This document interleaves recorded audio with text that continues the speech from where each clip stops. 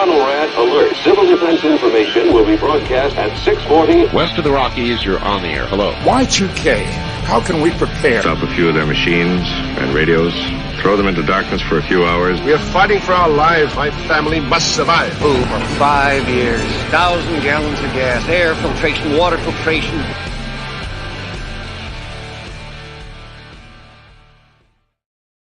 Coming at you from the frozen tundra that is East Central Alberta, Canada, streaming live on YouTube, Facebook, Twitter, Twitch, Rumble, and Odyssey.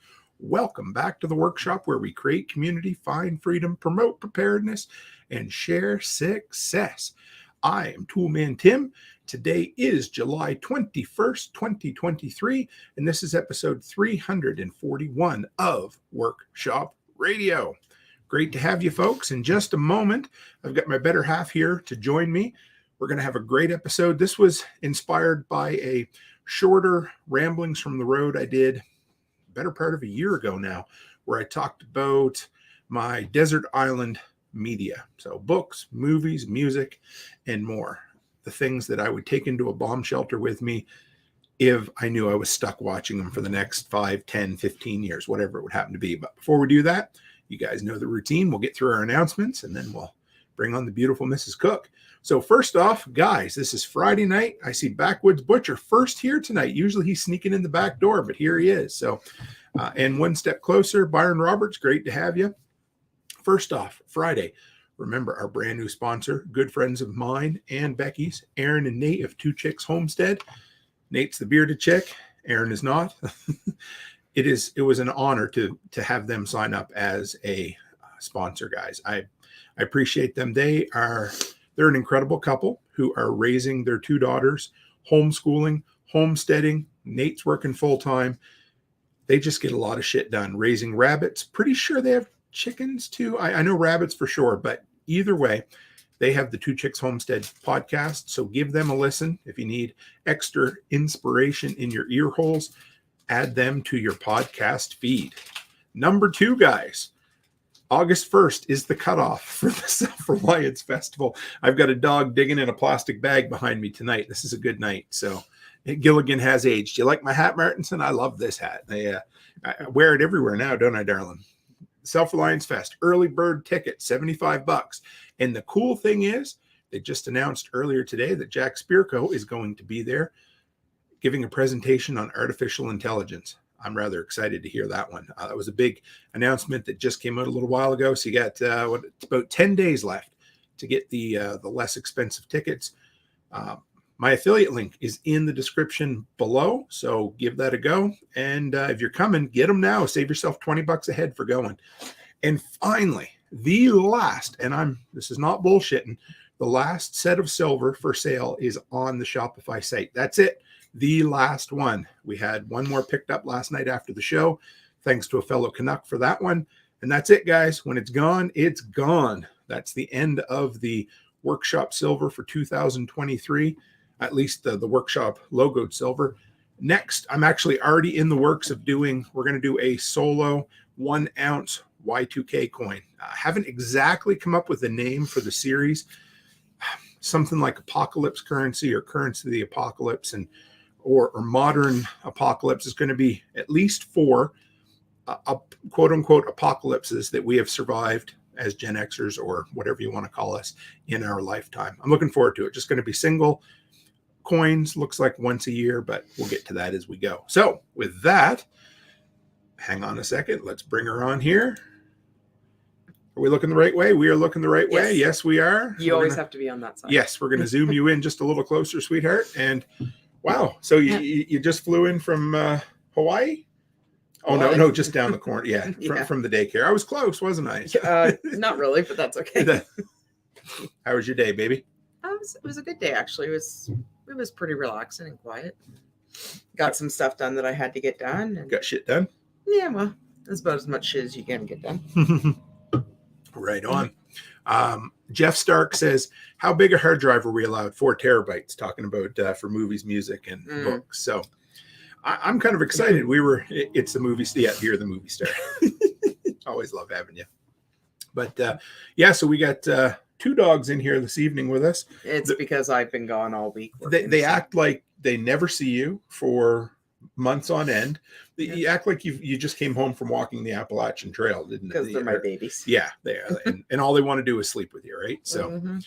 so this is great, guys. So tonight, it used to be when we were kids in elementary school, what if you could only have 5 items on a desert island, what would those items be? Oh, I always failed that one. Yeah, well, whatever. How do you feel? It's an opinion question, right? So Well, you get because- to choose whatever you Because want. like it's just like tonight with the questions, like it's always like you can have this, but I always had to like, oh no, but I need to take my Walkman and my whole binder. See, like I always fail that one. I was a smartass because my answer was a damn boat to get me off the island, but nobody ever liked that answer. So, Well, because I think that's supposed to be in the rules that you're not supposed to ask for that. oh, sure. Yeah. It's like when you get a genie with 3 wishes, and the only wish you're not allowed to make is to have more wishes. Exactly. Yeah, exactly. Yeah. So, but since we're preppers and the whole shtick of our channel is post-apocalyptic everything, I thought it'd be a lot of fun to do things. Oh, I guess I was inspired by Blast from the Past because how much I know that's one of your favorite films of all time. I don't hate it, but it's not something that I would go out of my way to watch. So. I mean, the all-star cast. We got Christopher Walken, Sally Fields, Brendan Fraser, and Alicia Silverstone, and it's a great film. But it's all right. They remember how they're watching. What is it? Is it I Love Lucy? I can't remember. Anyway, there's one show that they just have to watch over and over and over again.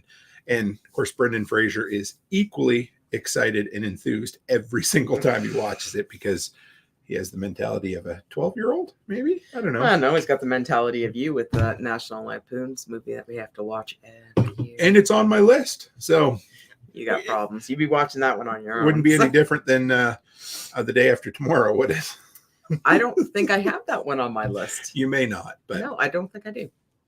I wrote it on paper today in between on the phone with Corporations Canada and AGLC and trying to get things organized with licensing. So I had like 4 things on the go, and then I had a little paper going with all the things that you did all right. So, yeah. I just figured you didn't put Day After Tomorrow because you knew I'd bust your balls about it.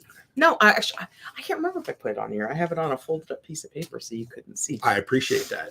So they're the only rules are there really aren't any rules, guys, other than the fact that we kind of limited ourselves to 10, right? Yes, 10 of each, right? 10 of each. I didn't get 10 books, I'll be honest, but it's because you suck. So you guys can throw out your list as you go. I'm gonna share some lists as we go along. I'm gonna star some, but Backwoods Butcher and I agree with the first 2 anyway. The Departed and Saving Private Ryan and Get the Gringo. Remember that one with Mel Gibson? It was good, but it wasn't good enough for me to remember, oh man, yeah. So One Step Closer says Blazing Saddles, which I still haven't seen. Lord of the Rings. I'm going to guess it's the extended edition of all 3, but not including the Hobbit. We'll pretend like the Hobbit trilogy doesn't exist. So what else we got here? And here we go. Byron Roberts says the complete set of Justified. Oh, he's cheating. That's fine. I'll give him that. That's what I mean by cheating, right? Like it's because like it's not just one. It's like series. I know, right? Mitch wants to know: do we still have Wi-Fi for Audible downloads? I'm going to say no. No, because it's both a bomb shelter and a fallout shelter. And so in my due diligence, I lined the entire thing with lead just to give us extra protection. The problem is... And just to make it extra miserable. Too. Right. Yes. So, hey, Rob, we got Rob in here says, don't make me choose. But at least one of the choices on my music, you'll really appreciate, I think, Rob. So Byron says complete series of Justified, Soprano, Seinfeld, MASH, and Dukes of Hazzard. Maybe except we'll skip the little section where Bo and Luke went off to war or college or something. And the problem is that like with our lists, like, is this going to be a shared television or can we each have our own areas? Oh, and you know what? It might start out as a shared area, but after year 3 of being down there, no, it'd be fine. But yeah. I don't want to bust your balls too much, but I don't want to go back into that whole spiel of like, oh, hon, this is a really good movie. Everybody says it's a really good movie because you don't have any taste in movies, and I love you so much, but you're so bad. I never said this to me before. She becomes this superstar on a podcast, and all of a sudden she starts busting my balls. Actually, I bust your balls all the time with that. he'll come into my office and he'll be like, "Hey, hon, you want to watch a movie?" And I'll be like, "Oh, was it a really good movie? Did everyone say it was really good?" Because I can't do it. I'm sorry. One Step Closer says Johnny Cash, The American Recordings. Byron Roberts says that's not bad. Complete set of Calvin and Hobbes comic strip. I don't. Hey, Robin, thanks again for the book. We really appreciate it. That was cool. Really cool. Yeah, Byron, that might or might not be on my list. The Foxfire books. I don't know that one. That's okay. I'll fill you in on those. There is like a fly. I know. He's driving every time we sit down to go live. Hey, oh, look at that. We got Spags. He said a Sawyer water mini fill. So Spags took the gear. He's going to bring in the gear with us. So all we're bringing is movies, and Spags is like, hey, you might want some gear to survive. So I appreciate no, it. all you need is music. Yeah. I mean, that's what they say, right? Yep. You just need art and love, right? Sawyer water mini filter, a Mora knife, a new Bic lighter. Nothing wrong with that. 20 yards of 550 cord, and a 10x8 tarp. Sounds like he's going on alone. I love that. That's awesome. Now, is this for survival or is this for body hiding? It maybe both. I'm thinking, yeah. Cord, knife, tarp. All right, so we're gonna save. We'll save some more comments as we go along. Let's start. You want to do music first? I did albums first. Okay, so did I. So So are we just gonna read our whole list? Give me three to start with. Yeah. Okay, so mine is a whole generic of, well, kinda. A whole conglomeration genre, of different stuff. Just different stuff. Like it's a whole mashup. Yeah. So of course, I got to start with my number ones. 12 Karat Toothache. That's my postie. Oh yeah. Yep. And his new one, Austin. That's which funny. is Posty. And that's Post Malone, if anybody doesn't recognize the nickname. So, and then I have Harry's House, which would be Harry Styles' album. I know I sound like a Gen Zer, but I don't know. I love Post Malone. His songs are so well written, and his music is relatable, and it's easy to listen to, and it's a good mashup of like rock and easy listening and rap and everything. So it's not like that hardcore rap. And he's good. And he's good. He has an incredible voice. And plus he works at my favorite oil change place too. So. The oil change guy in Sherwood Park looks like him. Yeah. Just like him. But and then of course Harry Styles. I love Harry Styles. Right. I love his music. Not his One Direction stuff, his new stuff. I don't know, it's just the same thing. He's just easy to listen to. His songs they're I don't know, I know them, they relax me. I just enjoy his music. So that's those I could listen to constantly on repeat. Those ones. Yeah.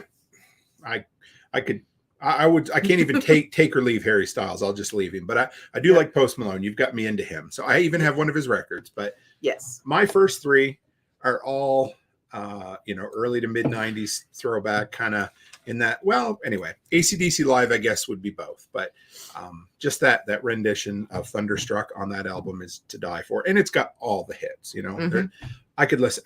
Well, that's the record that gets played the most for sure. Nirvana Unplugged, probably the album I've listened to the most in my lifetime. That was the one that we wore out a cassette in 1994, the summer of 94, playing basketball in Josh Fortune's driveway. Love that album, and I still haven't got tired of it. I still play it on my vinyl all the time. And then Green Day Dookie, that has When I Come Around on it. I mean, it has Basket Case, Long View, and the dog's still acting up over there. But yeah, that's the definitive Green Day album for me, and there's not a bad track on that album. I love it. And you know what that sounds like? It sounds like the lineup for Lithium. Yes, it's true, and that's why. And that's what I say all the time. We're in the truck. He's listening to Lithium on Sirius, and it's like it shouldn't even be called Lithium. It should be called Nirvana and Green Day Station, because that's all they play. And it's annoying, and it's always they don't play AC/DC though. But it's always the same songs. I know you don't. It's always the same.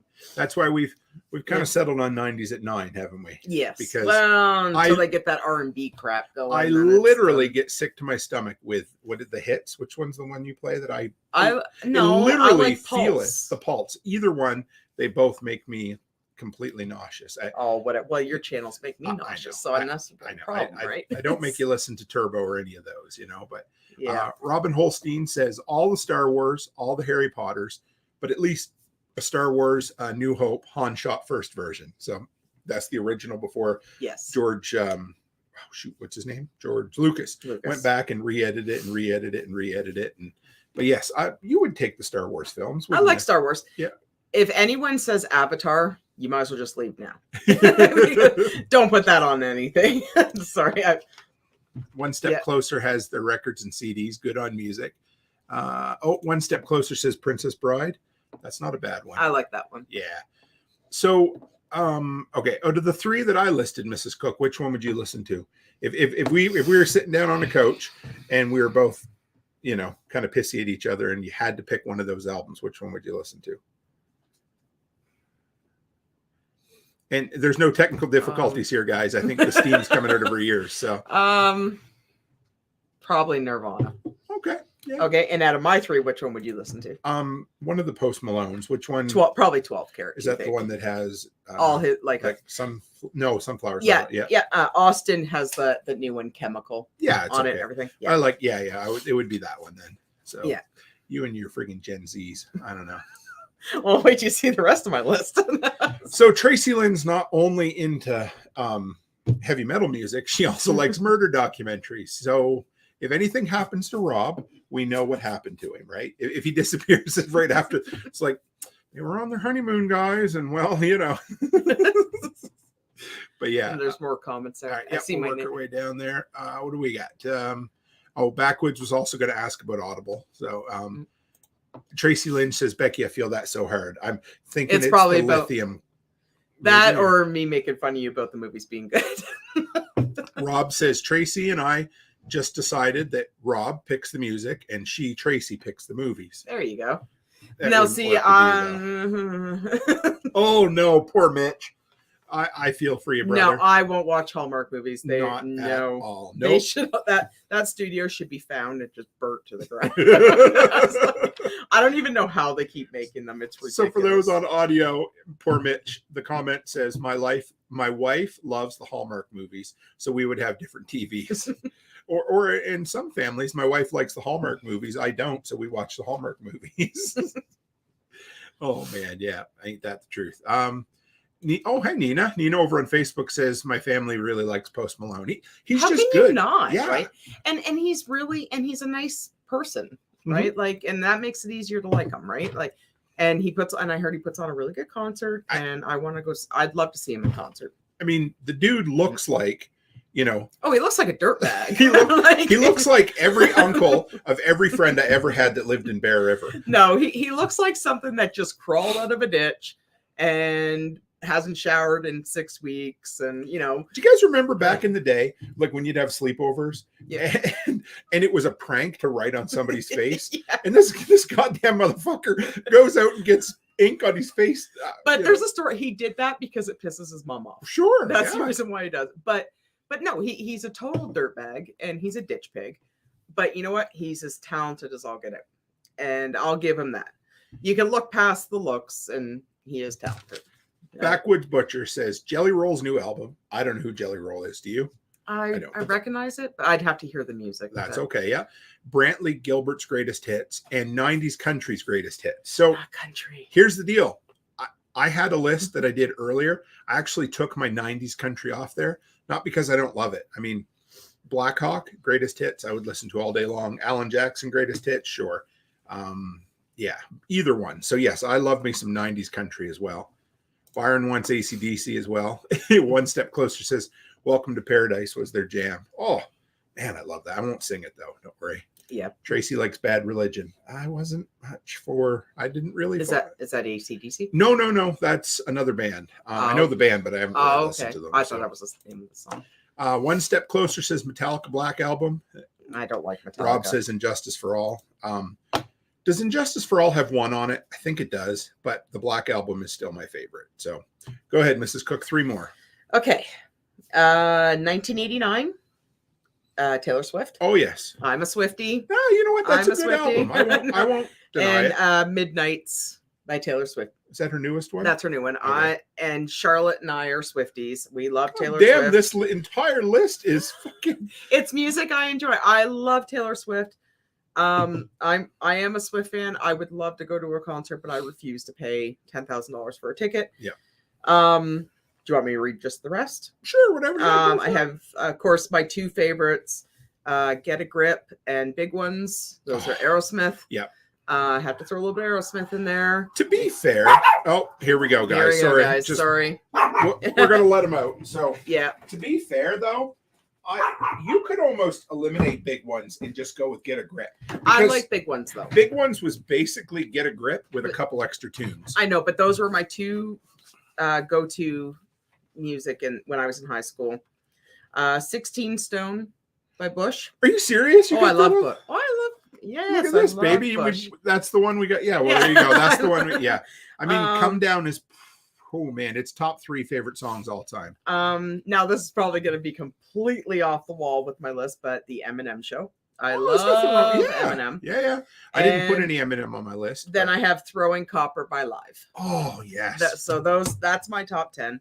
I have very fond memories of that album. Yeah, I love Throwing Copper. That's the one I always had. And of course, at the Eminem Show, I probably could have picked like 6 of his albums, but I think this one had the most songs that I liked on there. That was the first one?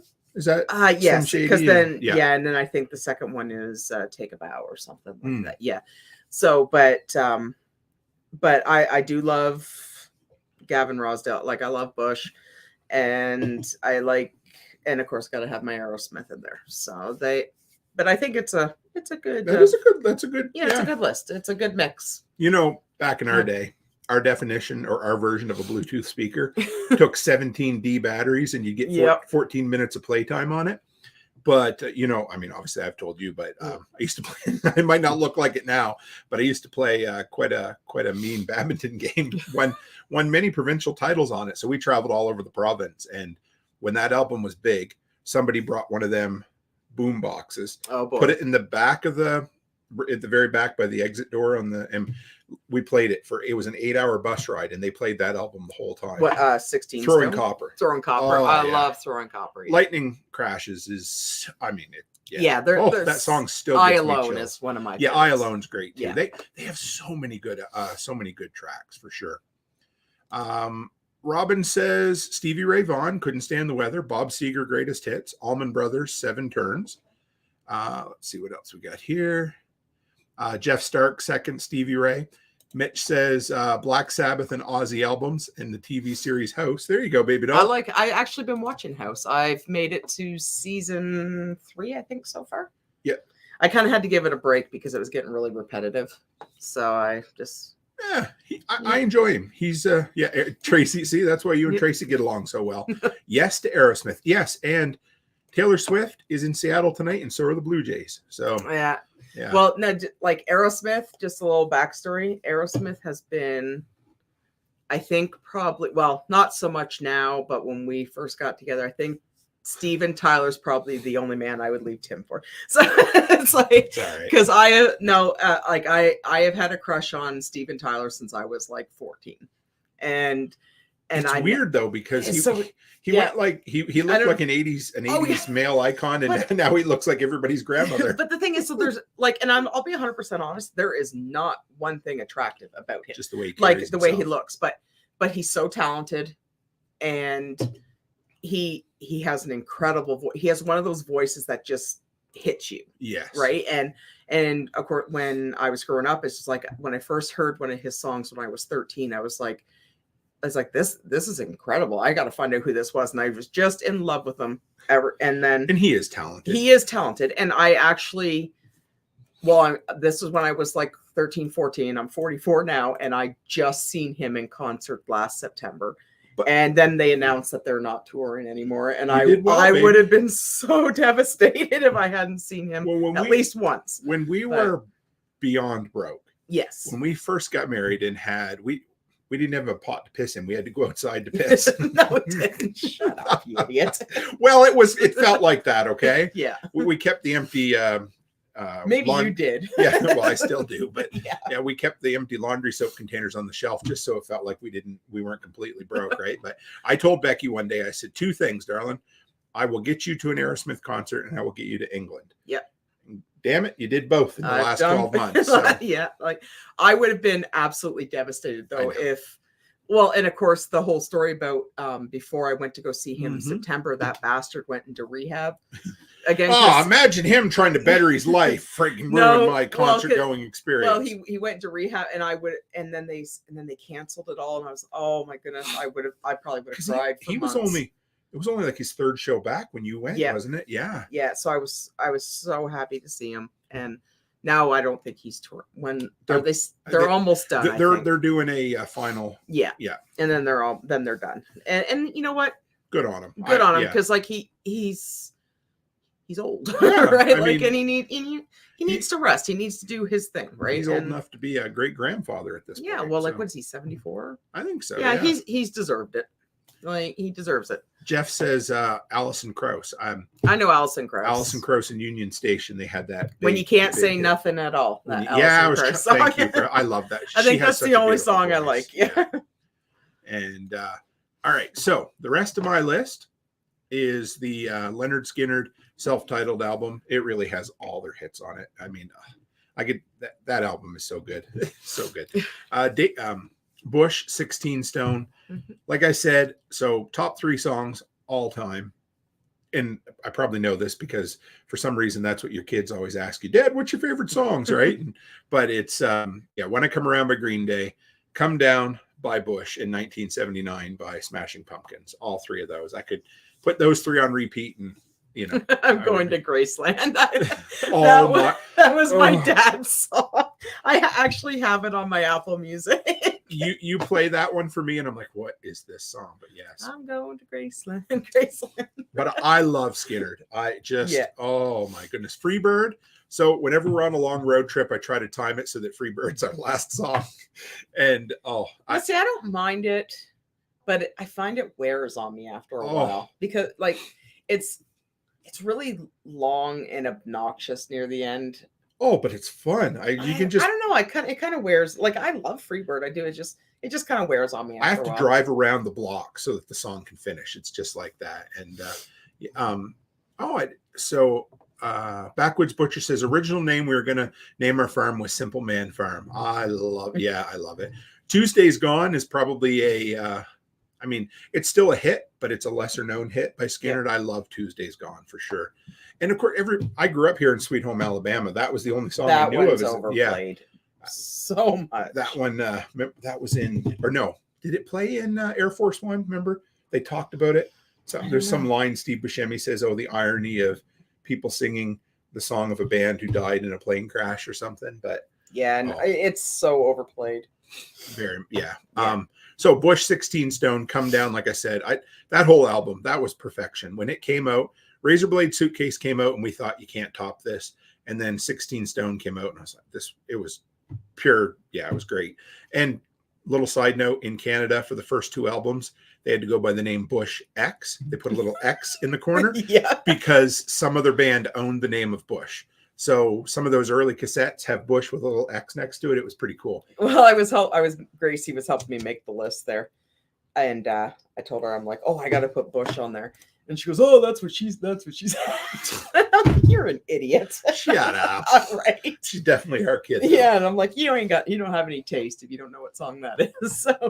So next album would be Dazed and Confused, the soundtrack.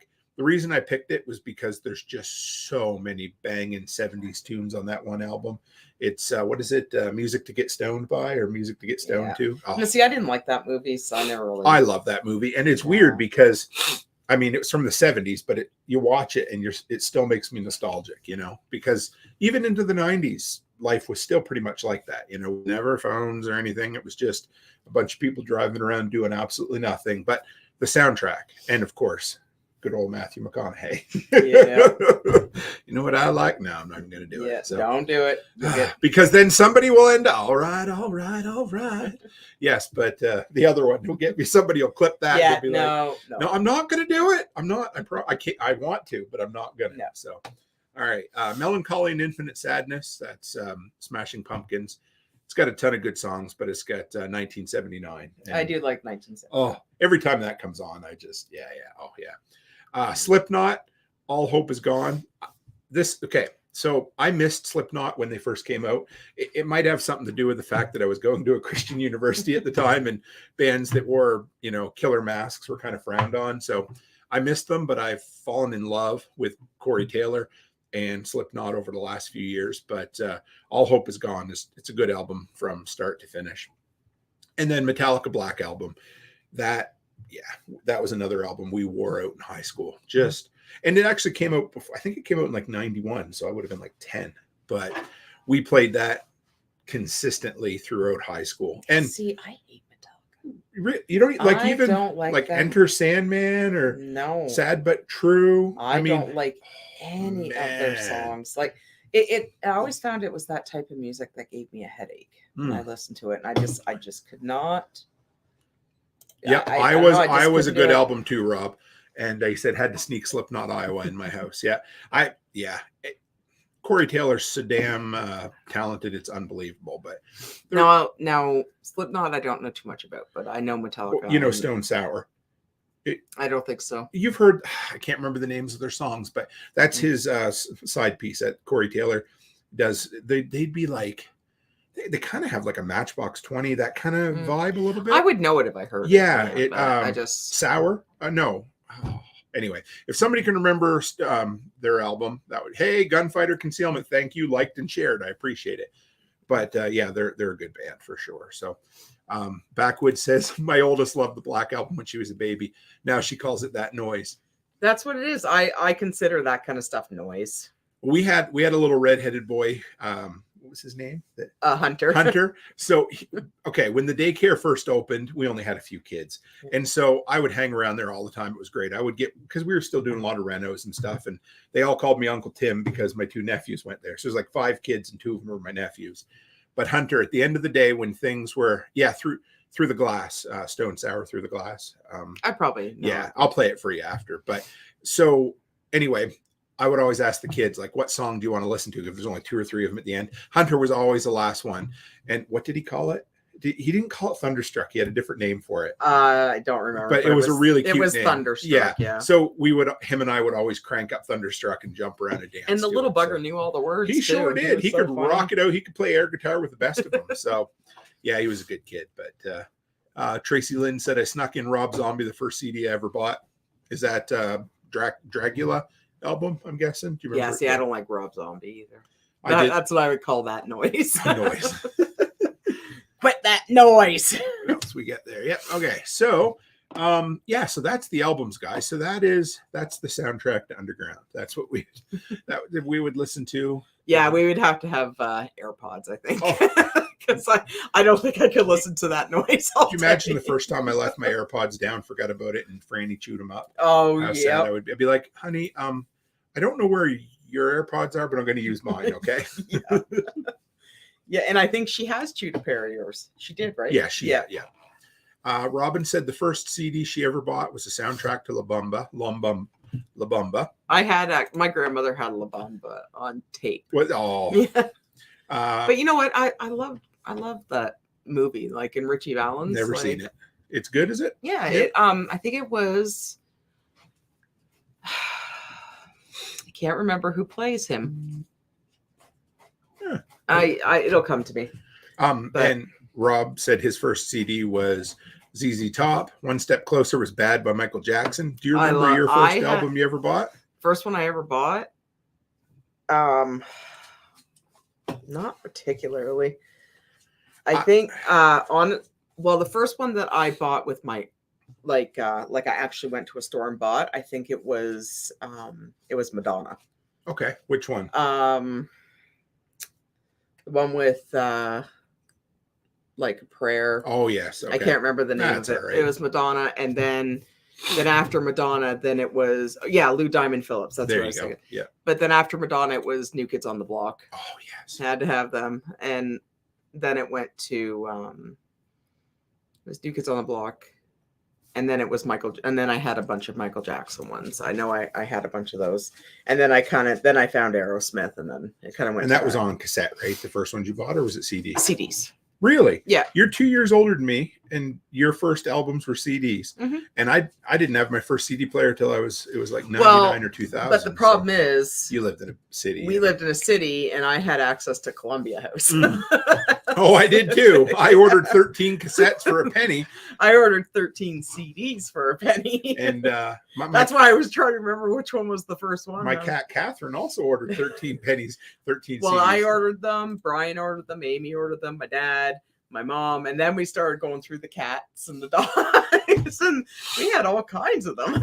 So my first album that I bought with my money that I went into the store to buy was a country album, and I'm not sure if it was Lone Star, No News, or Joe Diffie, Third Rock from the Sun. Those were both early albums that I bought. Now, I don't know if anybody would know, but in the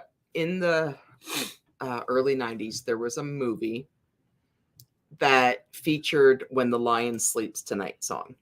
Oh. And I don't know which one it was, but I remember going over to Port Huron, and they had a CD store, and they had what they called singles. Okay. And you could just buy the CD with like one or two songs on it. And I bought that "When the Lion Sleeps Tonight" song. I don't know why. And but it was a CD single? It was a CD single. It only had two or three songs on it. Yep. And Backwood says, was that the album with "I'm Already There" on it? Do you know? Or I can't remember. All I know is that I bought "The Lion Sleeps Tonight," and I bought Chicka Cherry Cola. That one. Oh I can see it too. Yes, I know. I can't remember. They had that, and it doesn't matter. I know what you mean. No, you gotta think of the name. What's the name? It'll come to me. So but that was a single, and it had their three popular songs on it, and I had those. It was Savage Garden. There you go. Thank you. Savage Garden. Yeah, and that was a big. It was that one and "The Lion Sleeps Tonight." I had those singles. Robin, she had a first 8-track. I never had 8 tracks, but growing Your dad up, did though. He did. So we had a floor model stereo that had a record player and an 8-track player. But by the time I was born, 8 tracks had gone out of style. So Dad went to Radio Shack and bought an adapter that you slid that looked like an 8-track, and it let you play cassettes, and it was pretty cool. But yeah, so I remember when I went and bought Joe Diffie, Third Rock from the Sun, was on a badminton trip, and Skilo, I Wish, remember that song? Yep. Was on. I went in because we didn't have music stores in my town. This was Troy or Antigonish or something. They had thousands of that on singles. So it was a single cassette. Anybody out there doesn't remember singles, it was one song on either side, and it had a cardboard sleeve, and that was it. I never bought it, but yeah. What one are you looking at here? One step closer there. One Step says we used to play the Beatles, Ray Charles, and Johnny Cash for my daughter when she was really young. I wanted to keep her from bringing stuff like Justin Bieber into my house. Okay, now honestly, I listen to Johnny Cash. I love Johnny Cash. The only one I'm not too fond of is "Ring of Fire," and I think that's because it's really overplayed. But I love Justin Bieber too. Yeah. No, I don't love all his stuff, but I do like the stuff that he does with Kid Laroi. And he does have some really good songs that are really good, but he has songs that are like, okay, they're too teeny boppy for me. And I don't, his like his older stuff. Yeah. But his new stuff with like Kid Laroi and everything, they're not bad. And they're easy to listen to. Now, Johnny Cash, same thing. Like there are songs that he does that are like really, really good. And then there's songs that are like, I could take it or leave it. My first introduction to Johnny Cash was "Hurt," the 9 I Inch love Nails Hurt, cover. yeah. That song still gives me chills. I love it. I could listen to it all day. It's so good. And I'm like, because I didn't know who this dude was. I was like 13 when it came out, 14. I'm like, who's this old fella playing? And then, of course, I know that sounds bad, but you just don't know, especially before the internet. It's not like I could Google and be like, who's Johnny Cash, right? So no, and I don't mind but like, I wish they wouldn't overplay stuff, and that's what makes it hard. Because when you're sitting there, like Sirius is actually a really bad offender for that, like overplaying, and you get tired of it after a while.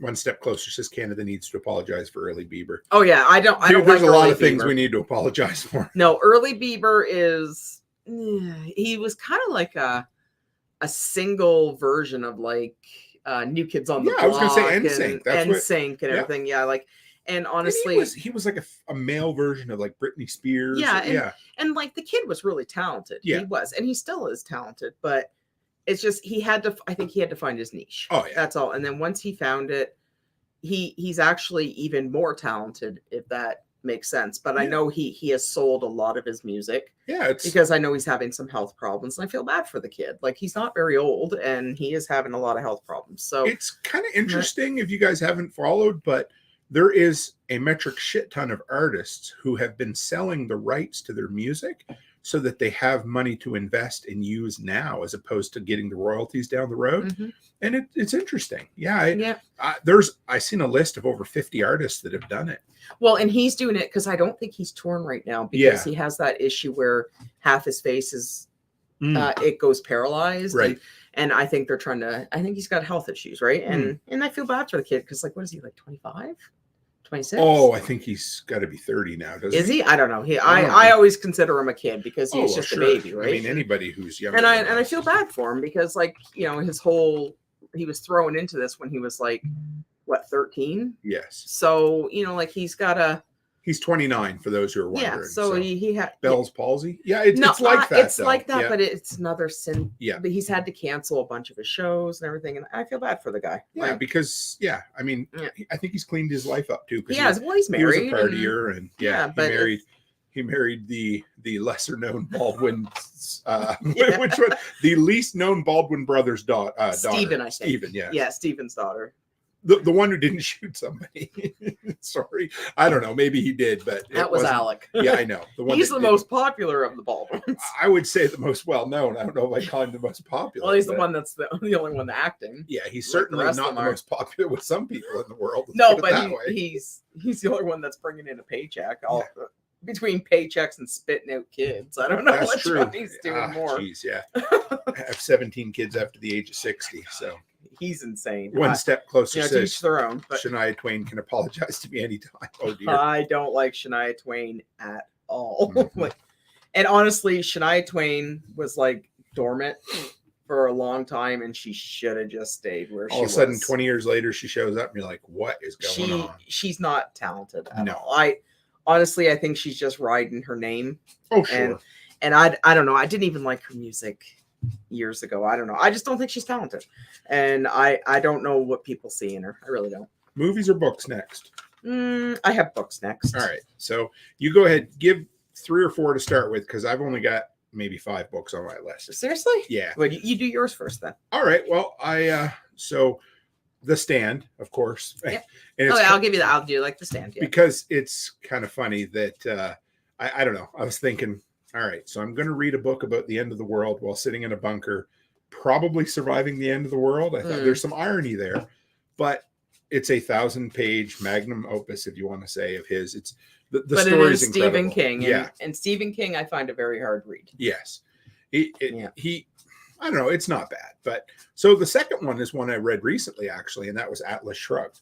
And that is, I don't know how many pages, but it's over a 60-hour audio listen.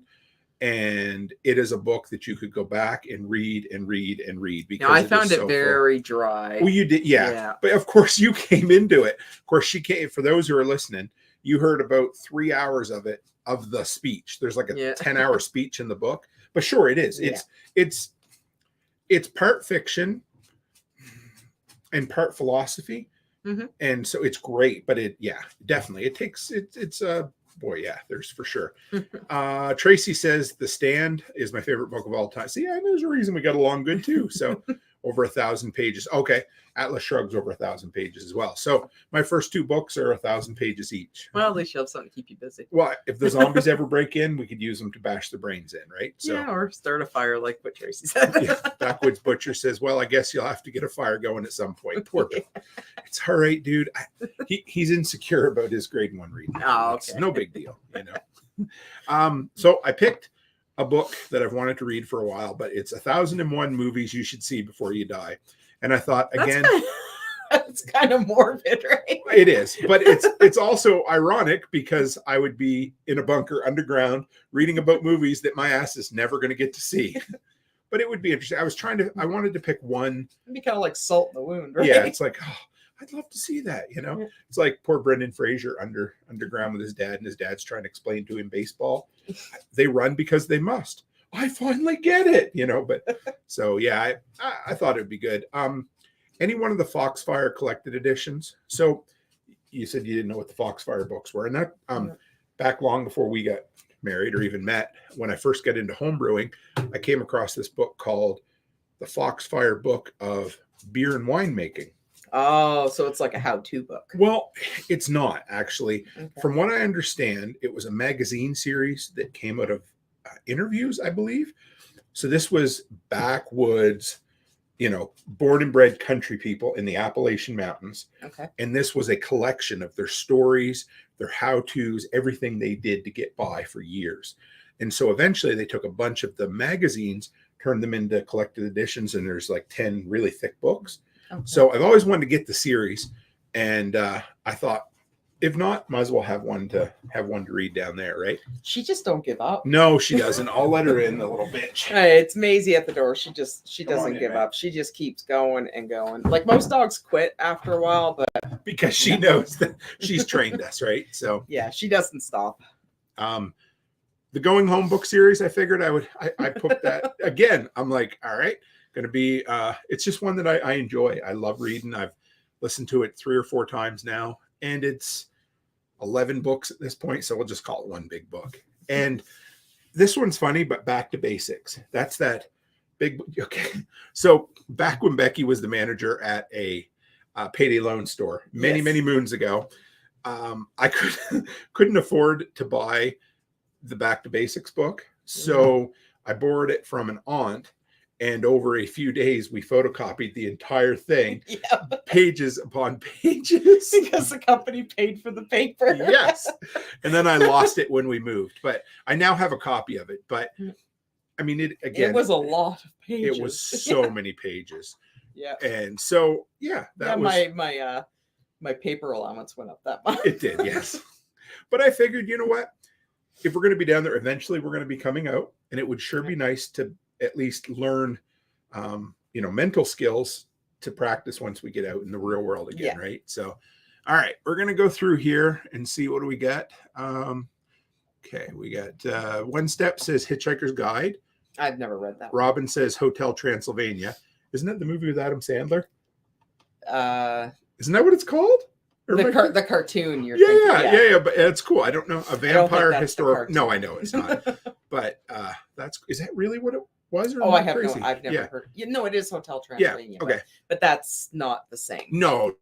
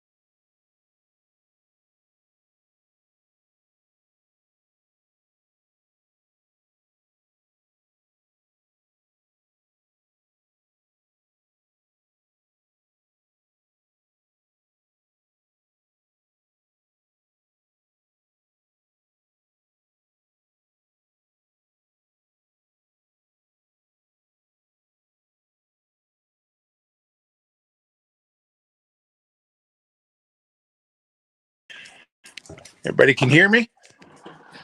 So, apparently, I don't know what happened. We still got 16 people on here live. We're getting the desktop back on. I don't know if somebody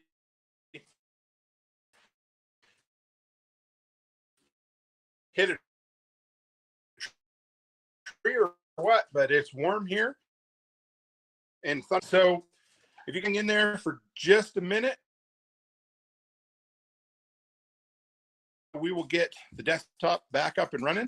I'm going to attempt to walk downstairs. Hang with me for a second. Live and in person here. This is kind of fun. That's my excuse for not having a universal or uninterruptible power supply on my desktop. Looks like we got to order one of those next. With me down the basement. Did it restart yet, darling? It's working on it. Okay. Well, here we are. So in the meantime, is everybody still on there? Yeah, we got. There was 16 people when I come back on. So all right. So who knows how this recording's going to end up? But Trudeau got your number. We're preppers. Yeah, we're in trouble. So, what were we working on? We were talking about books on there. Books, you were yes. reading all the comments. Yeah. Right. So, I can't even. I might be able to read the comments here. Let's see what we get coming up here. And it's going to be a little harder for a minute. See, this is what happened. Backwoods Butcher said, have to find a copy of the book Anarchist wrote about meal prep. I thought that was the Anarchist cookbook for a minute. Mitch says, I love the whole series of Going Home, but that first book is the best. Just a guy trying to get to his family. It is a good book. Man, it's a good book. We got Robin. Okay, Tracy Lynn. This is the one where I was here. Tracy Lynn, The Last Babylon. What a great book. I love that. That's the one where some young private or ends up dropping a bomb on a train, causing a chain reaction that causes the whole world to go to nuclear war. Okay. Such a good book. The first 3 Outlander books, The Stand, War of Souls, Dragonlance trilogy, the Witcher books, and there's too many more, she said. That's funny. I've never read Witcher books, have you? No, and I've actually tried to watch The Witcher a couple times, but I think it's just a little too much fantasy for me. I think so, yeah. And I love Henry Cavill. Yes. I really do. And I think he's a great actor, but I just can't get into those. I'm trying so hard, and I've tried watching the first episode 3 or 4 times now. I think it's probably like Game of Thrones, where you have to get through the first, couple episodes before you actually like it. But I'll try it again. I think my front-facing camera is starting to go because we, I don't know if they can see it on there. See what happens if we turn this off. Turn this one too. Yeah. Nope. Oh, too dark. Yeah, it's really blurry. It is. I don't know what's causing it. Let's see what we got going on here anyway. All right. So, let's go through your list, baby doll. Okay. Desktop doesn't want to restart. Yeah, what's taking I don't know. What's it doing? It probably fried something while we were. Okay. Yeah, we'll finish. This is okay. Do you want me to restart it, or? Oh no, there it is. See, you threatened to push the button, but go ahead. You keep making your list, and we'll jump over. All right. So StreamYard once we can. The first one I have is I don't have anything in particular, but British history books. So I like anything about the British monarchy. It doesn't matter who it is. I'll probably get my balls busted, but I love the monarchy. I have an incredible respect for them. I do really enjoy reading books about Henry VIII. Yeah, you do. And I like reading about Anne Boleyn and all. So I do enjoy those type of books. I have Handmaid's Tale by Margaret Atwood. Have you read that before? I have read it. Okay. No, I have read it, and I do like the show, of course. Yeah. I have The Shack by Paul Young. Yeah, W.M. Paul Young, sorry. I liked that one, didn't you? I love The Shack. If anybody has, it's kind of like it's actually, I've watched the movie, and the movie is actually really comparable to the book. But the book is way sadder. The book is so sad. My favorite book of all time is Nathaniel by John Saul. So I do love Nathaniel. Quick poll time out there. Has anyone else read John Saul? Because you love him. I knew of him, of course, when I worked at the library. But every time we go into a bookstore, Yeah. the kids working at the bookstore, when you mention him, act like they've never heard the name in their life. He's not as popular as he used to be, right? Right. So, but Nathaniel is a really, really good read. I used to read it when I flew a lot, so the copy I had got all mangled up and ripped up and everything. So I actually recently bought a new copy of it. Oh, right. I have. I'm a sucker. I love my V.C. Andrews. Which ones? The older series. So we got the Flower in the Attic series, the Heaven series, the Dawn series, Rain, and Ruby series. Now, when you get into the newer ones where it's like the orphan and the teenage, I'm not into those. I think the Dawn series is probably my favorite. Is it? Okay. Yeah. And what's your all-time favorite book? V.C. Andrews? Yeah. Probably Web of Dreams. Okay. Okay, guys. Oh, we're back. Here we go. Yeah, there we are. All right. We are going to give us 1 second here. We're going to close this out. 1 second. Here we go.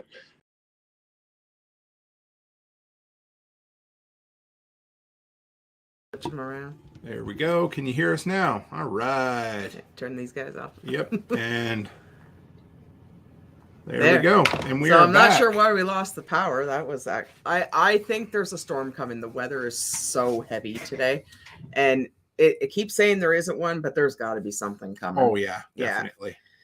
Yeah. So so I don't know if anybody's ever read V.C. Andrews. It's not a guy's book. But she was super popular. Yeah. At the library. Of course, I worked in the library from 97 to 99, but she was super popular back then. And of course, I have a really, really soft spot for cookbooks. Yeah, I love cookbooks. Yeah. I don't know. I always did too. Every time I'm at a yard sale, I'm always buying cook. I have so many cookbooks, and honestly, I never cook anything out of them. I just like reading them. I don't know. They're like, or I'll get them, and I'm like, oh man, I'm gonna make that. And I never make it. You know what I loved? I used to love finding cookbooks from the 50s, the old diner foods and things. I don't know. I like baking cookbooks too.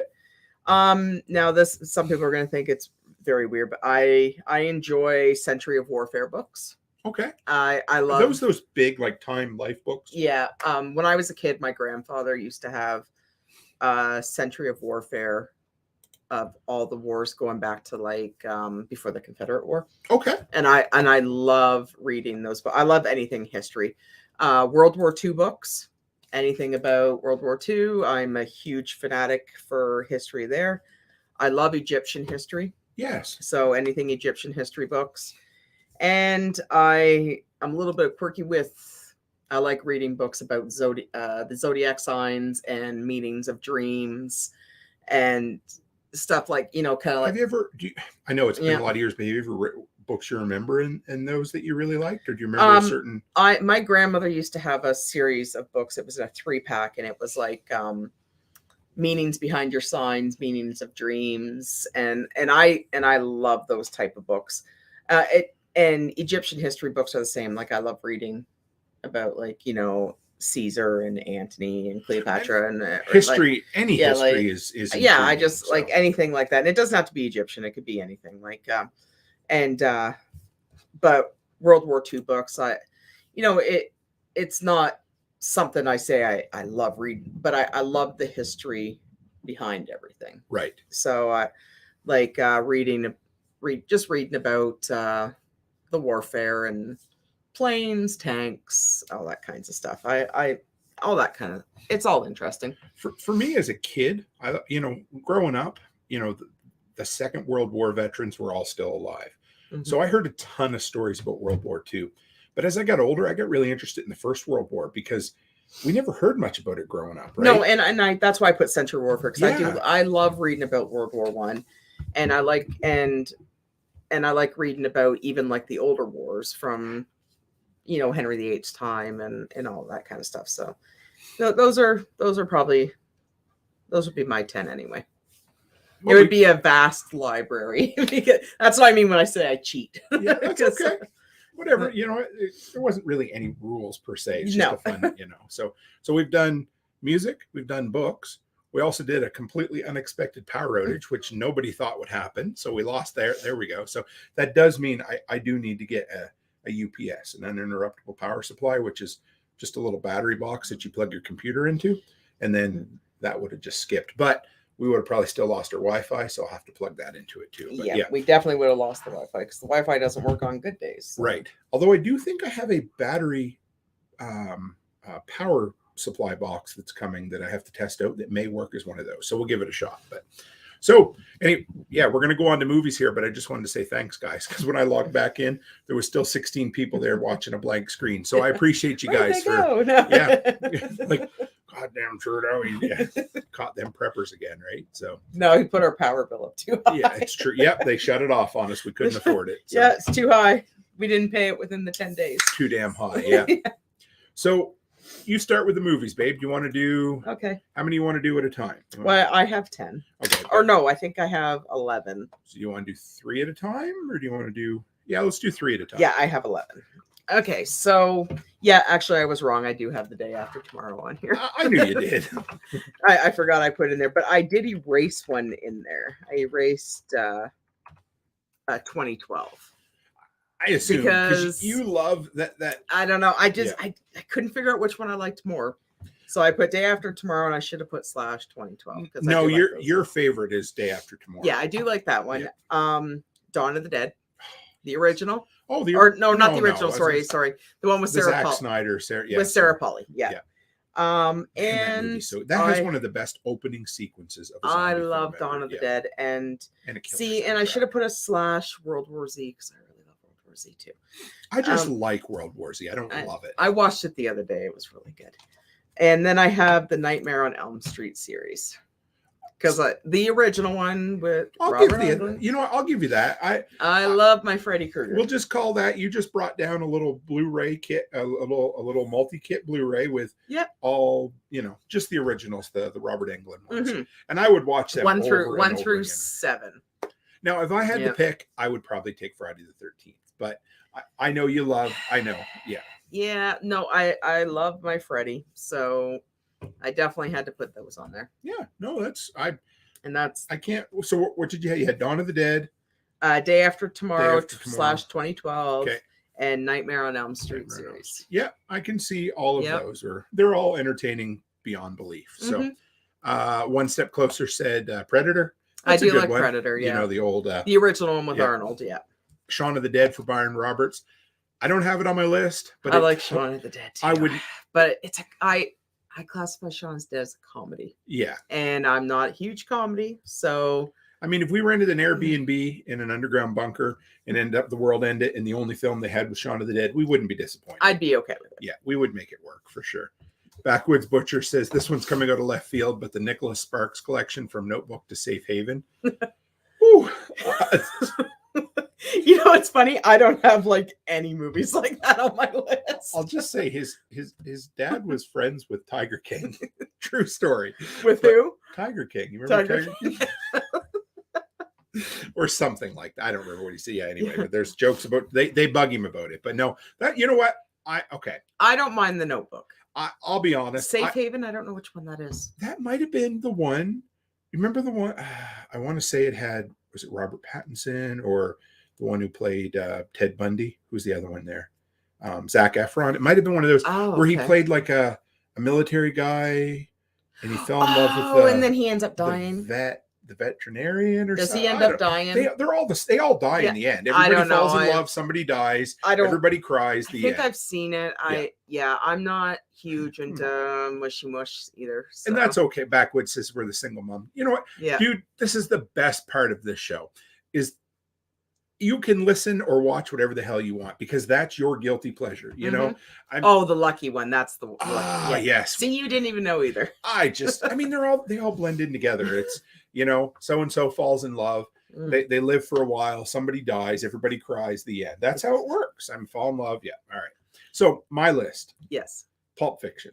I have seen that movie. Of course. if it's I guess if it's a drama, that's probably the film I've seen the absolute most. I can quote most of it. And It is just infinitely rewatchable. I see something in that film every time I watch it that I never noticed before. So yeah, and you like Pulp Fiction. I don't mind it. It's good. Tracy Lynn says Dawn of the Dead, Zombieland, Hellraiser 1, Tank Girl, Unfinished Business. I don't know that. Does the title include the 3 periods afterwards? Because that's kind of ironic, Unfinished Business. It probably does, but I don't recognize that one. No. Who's in that one, Tracy? Do you remember Tank Girl? I do remember Tank Girl, yes. Lori Petty. Is that who it was? Am I wrong? I don't know. I think it was. I remember renting that and Pauly Shore's Biodome, the same. Oh, I know. I do too. Hate Pauly Shore. I'm sorry. I remember Mom and Dad were going away for the weekend and they let me rent 3 movies, and that was 2 of them. I don't remember what the other one was. But that just shows what kind of taste you have. Oh, yeah, of course. It's a Vince Vaughn movie. It's hilarious. Unfinished Business. Huh. Well, we're going to have to Google that in a minute. Nate Lemaster. I've probably seen it. Let's just see what we can find here. Unfinished Business. There it is. Oh, man, that only looks vaguely familiar. I don't know. Do you remember that, Daryl? Yeah, anyway. I remember it, but I don't think I've seen it. Yeah, well, you're always looking for a good comedy to watch. Oh, so. Yeah. Tracy says it's a good movie. Everybody says it's a good movie, so you'll watch it with me. The Matrix, that's another one. I would watch The Matrix. I love The Matrix. I don't like The Matrix. Just the first one. Yeah. The rest don't exist to me, but the first one was so good. I think it's just because, like, I love Keanu Reeves, but he is such a horrible actor in that movie. He's a bad actor, period. Not in John Wick. He's good in John Wick. You don't need to be an actor in John Wick. He is an action star. I know. Arnold Schwarzenegger is not a good actor, but friggin' Commando is a classic. I know, but I don't know. The Matrix just, I don't know. I never liked I don't like sci-fi either, though. Really. Yeah, I get it. And to me, I was 18 years old when The Matrix came out. It spoke to me. I was like, oh, I want to be a computer hacker with a leather jacket and all that crazy stuff. But yes, John Wick is friggin' exceptional. I love John Wick movies. Matter of fact, that movie may or may not have made it on my list this time. We haven't seen the 4th one yet. We do have to see that one. Yes. Oh, yeah. Yeah, we haven't. Yeah, we will. And of course, if we're down there for multiple years, we have to watch Lampoon's Christmas Vacation every year for Christmas. So since Becky didn't put it on her list, and I know she'd have to have it in the bunker with me for 10 years, I put it on there. I think that would actually be a really good fire starter. Yeah, I thought, yeah. That's I love it. You watch it with me. It's our family tradition. And it is absolutely quotable. I still laugh at that damn movie every year. I can't. Shitter was full, honey. Shitter was full. I don't know. No. A Christmas movie is Die Hard. Well, you know what's cool is Groundhog Day. One step closer to Groundhog Day. You could literally wake up and watch it every day in the bunker. Yay. First 3 Indiana Jones. Unpopular opinion, I don't really like the Indiana Jones films. I don't mind them. I find they're really talky, and they're longer than they need to be. Yeah. A lot of those, and I am not a huge Harrison Ford fan. Like, I don't mind him, but he's really dry too. There's a lot of movies from the 80s that are considered classics that I just didn't dig. I know I've said it before, but the Ghostbusters are the same way. E.T.'s the same way. I don't like any of those. I just find them all kind of, and Backwoods Butcher says he agrees with me that Die Hard is not a Christmas film. So I appreciate that. Christmas film. So it's in audio. I spoke it. It makes it true. So you can't take it back. Die Hard is a Christmas movie. Oh, take care, Robin. She said kids Gran has to call it. Yard sale tomorrow and canning to be done. Have fun canning. We always loved canning. We did a lot. Oh, yeah. That's fun. And one step closer says Byron Roberts, there are only 3 Indiana Jones films. And my other Christmas comedy on the list is Home Alone, and I would subject you to that, but you do like that film. Yeah, it's really, you do you do when we watch, you just bitch because it gives you something to bitch about, but it's not bad. All right, what do you got? Then next? You're gonna love my next one. Oh Jesus, here we go, guys. Okay, so the first one, you're not gonna be too bad. I love the Halloween series. Oh yeah, the original Halloween series, and they're okay. Not the one, like I'm talking like 1, 2, no 3, Season of the 4 Witch. and 5. Yes. Was 3 Season of the Witch? Yeah, no Season of the Witch, because that is a stupid movie. Just like with the Nightmare on Elm Street series. No Freddy 2. No. Oh, that one was bad. That one was bad. Yeah. No, those ones don't count, and those ones are not included in my series, by the way. Now I'm going to subject you to a couple guilty pleasures. Oh, see that? I had a cold chill at the exact time you told me that. Hunger Games series. I like the Hunger Games, just like I'm a Swiftie. Yeah. I love the Hunger Game movies.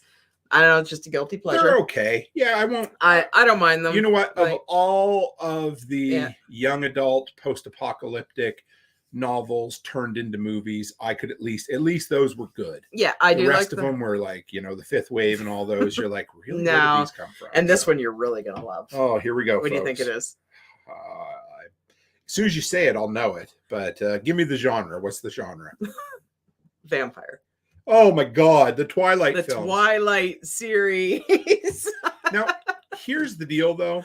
They're a guilty pleasure. I love the Twilight series. I actually really, really liked the first one. Yeah. I thought it was a good. If they had only made that movie, I remember watching they had to it do thinking, all the books. Yeah, whatever. The second one I could take or leave, and the very last one was the CGI was really bad in it, but they're a good story. They're a guilty pleasure. It's a good way to kill an afternoon when it's raining. I don't know. I enjoy them. Like, you know what? If the kids are with us, they can watch them with you.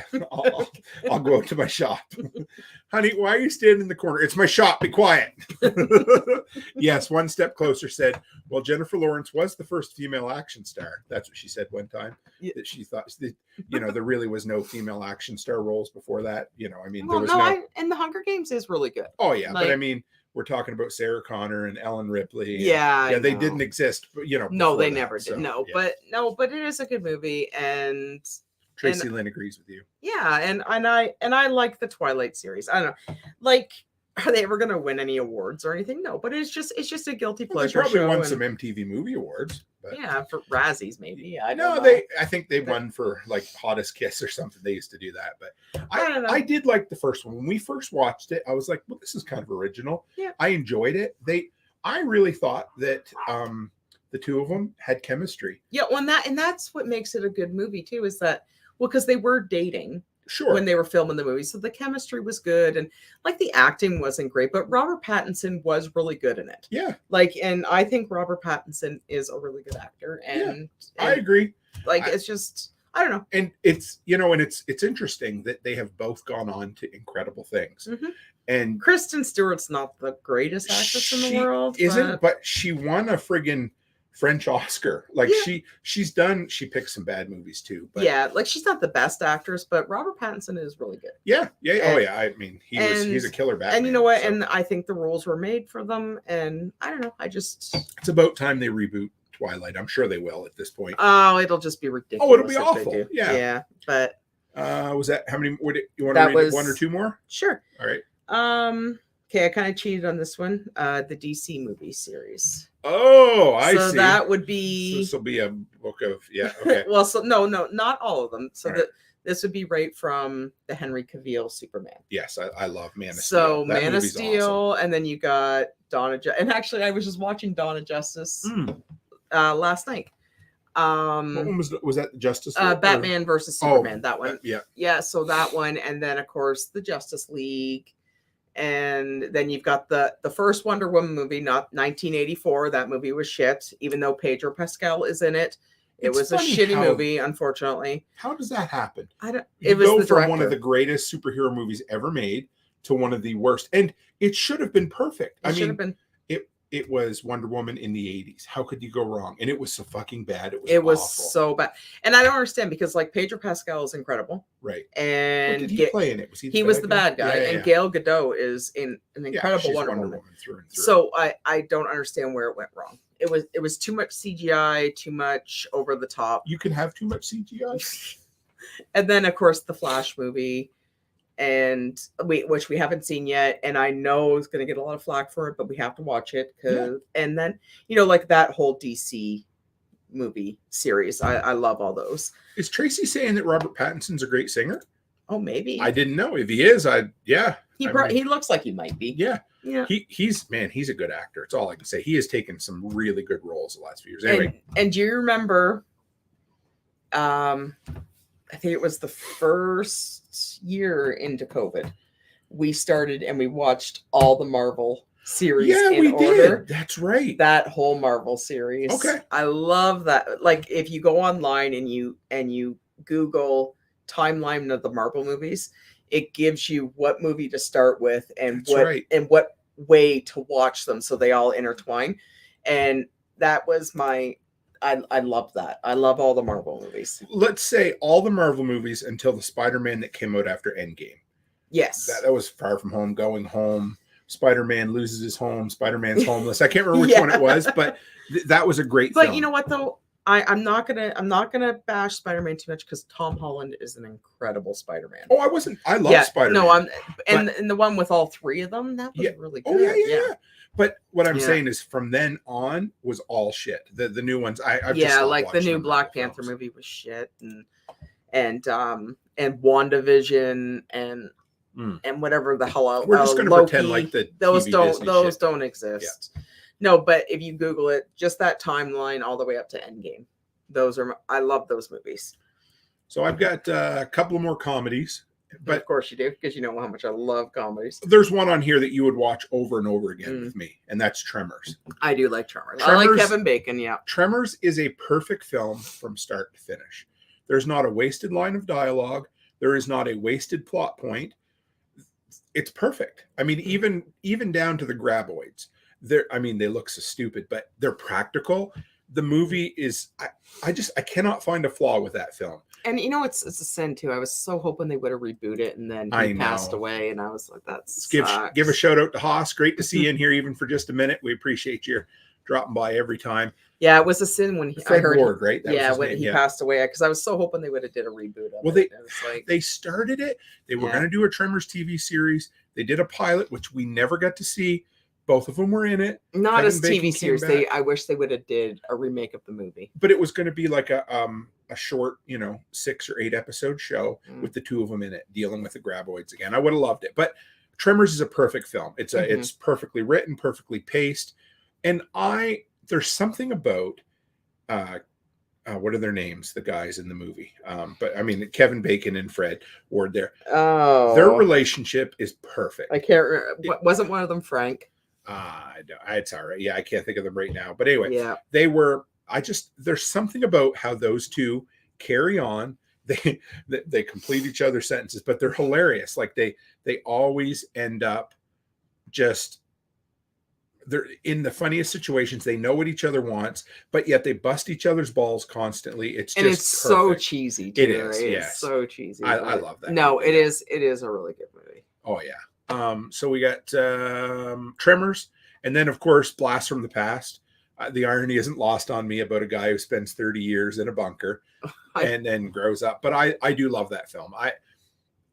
That was when I was working at the Bar None camp for kids whose parents were in jail. And so we were 2 weeks on with kids, 2 weeks off mowing lawns and picking rocks. And during those 2 weeks, we could go and rent whatever we wanted from the local Texas River convenience store. This was just this little, it was and they still, this was 2001 and they still had VHSs to rent then. So that tells you something. So anyway, they had some VHSs I could borrow too, but I rented Blast from the Past and we watched it probably 10 times that summer.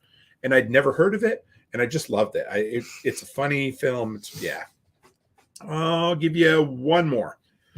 And it is definitely, we've already covered the only 2 Christmas movies on this list, so we don't need to have that discussion again. But Die Hard. Now all the Die Hard series. Because I know they kind of get stupid as they go on, but you know what? I do like all. I will take Die Hard, Die Harder, and Die Hard with a Vengeance. Those 3 are incredible. I actually think I like Die Hard with a Vengeance more than Die Hard. That's one with Samuel L. Jackson. Yeah. That's a great film. Tommy Boy. Oh, that's a good one. Yes. I could take a crap in a box and tell you, what does he give you a guarantee on that? Tommy Boy. I've never watched that movie. You've never seen Tommy Boy? Oh my goodness. No. I know it has man in a little suit. I know it has Chris Farley in it. Yeah. Chris Farley and David Spade. I can't stand David Spade. Tubi has all the Tremors, hon. I love Tubi. Becky has recently fallen in love with Tubi. Yes. It has all the movies on it that I love. Mm-hmm. The one I watched last night was An American Crime with Elliot Page, or Ellen Page. Ellen Page. But now Elliot Page. No, it's called American. It's based on a true story. American Crime. Okay. It's called An American Crime. It's actually like it's not like it's based on a true story based on a woman who murders a young girl, and it's pretty good. It was very, very good movie. Backwoods says The Fat Man is a good action comedy. Was that the Christmas movie with the buddy from Stranger Things that we watched? I think it might have been. Let's take a look. Or is that the one with Mel Gibson? Oh, yeah. Yes. No, we haven't watched that one yet. No. Mel Gibson also. Yeah, I got it confused with the other one, but yeah, it's the one with Mel Gibson plays Santa Claus, I guess, right? So The Rock's a good film. I love The Rock, actually, that movie. And Mitch, who's your favorite? It's a great line from Tommy Boy. Okay. Who's your favorite little rascal? Spanky, because he caught him in his hotel room. And, it's such a good, kid. Yeah, oh man, those two guys, they would, David Spade. I seen an interview with him recently, and he used to say that, you know the line, housekeeping, you want your pillows fluffed? It comes from there. Okay. And it all started. See, I pull it from Family Guy. Yeah, well, they took, but it started from there, and that was a little bit that Chris Farley used to do with David Spade all the time. So every morning he'd wake him, he'd knock, and he wouldn't leave him alone. And he'd just stand there and say, you want your pillows fluffed? Until he would open the door. So loved it. But yeah, so Die Hard, infinitely rewatchable. That movie's just awesome.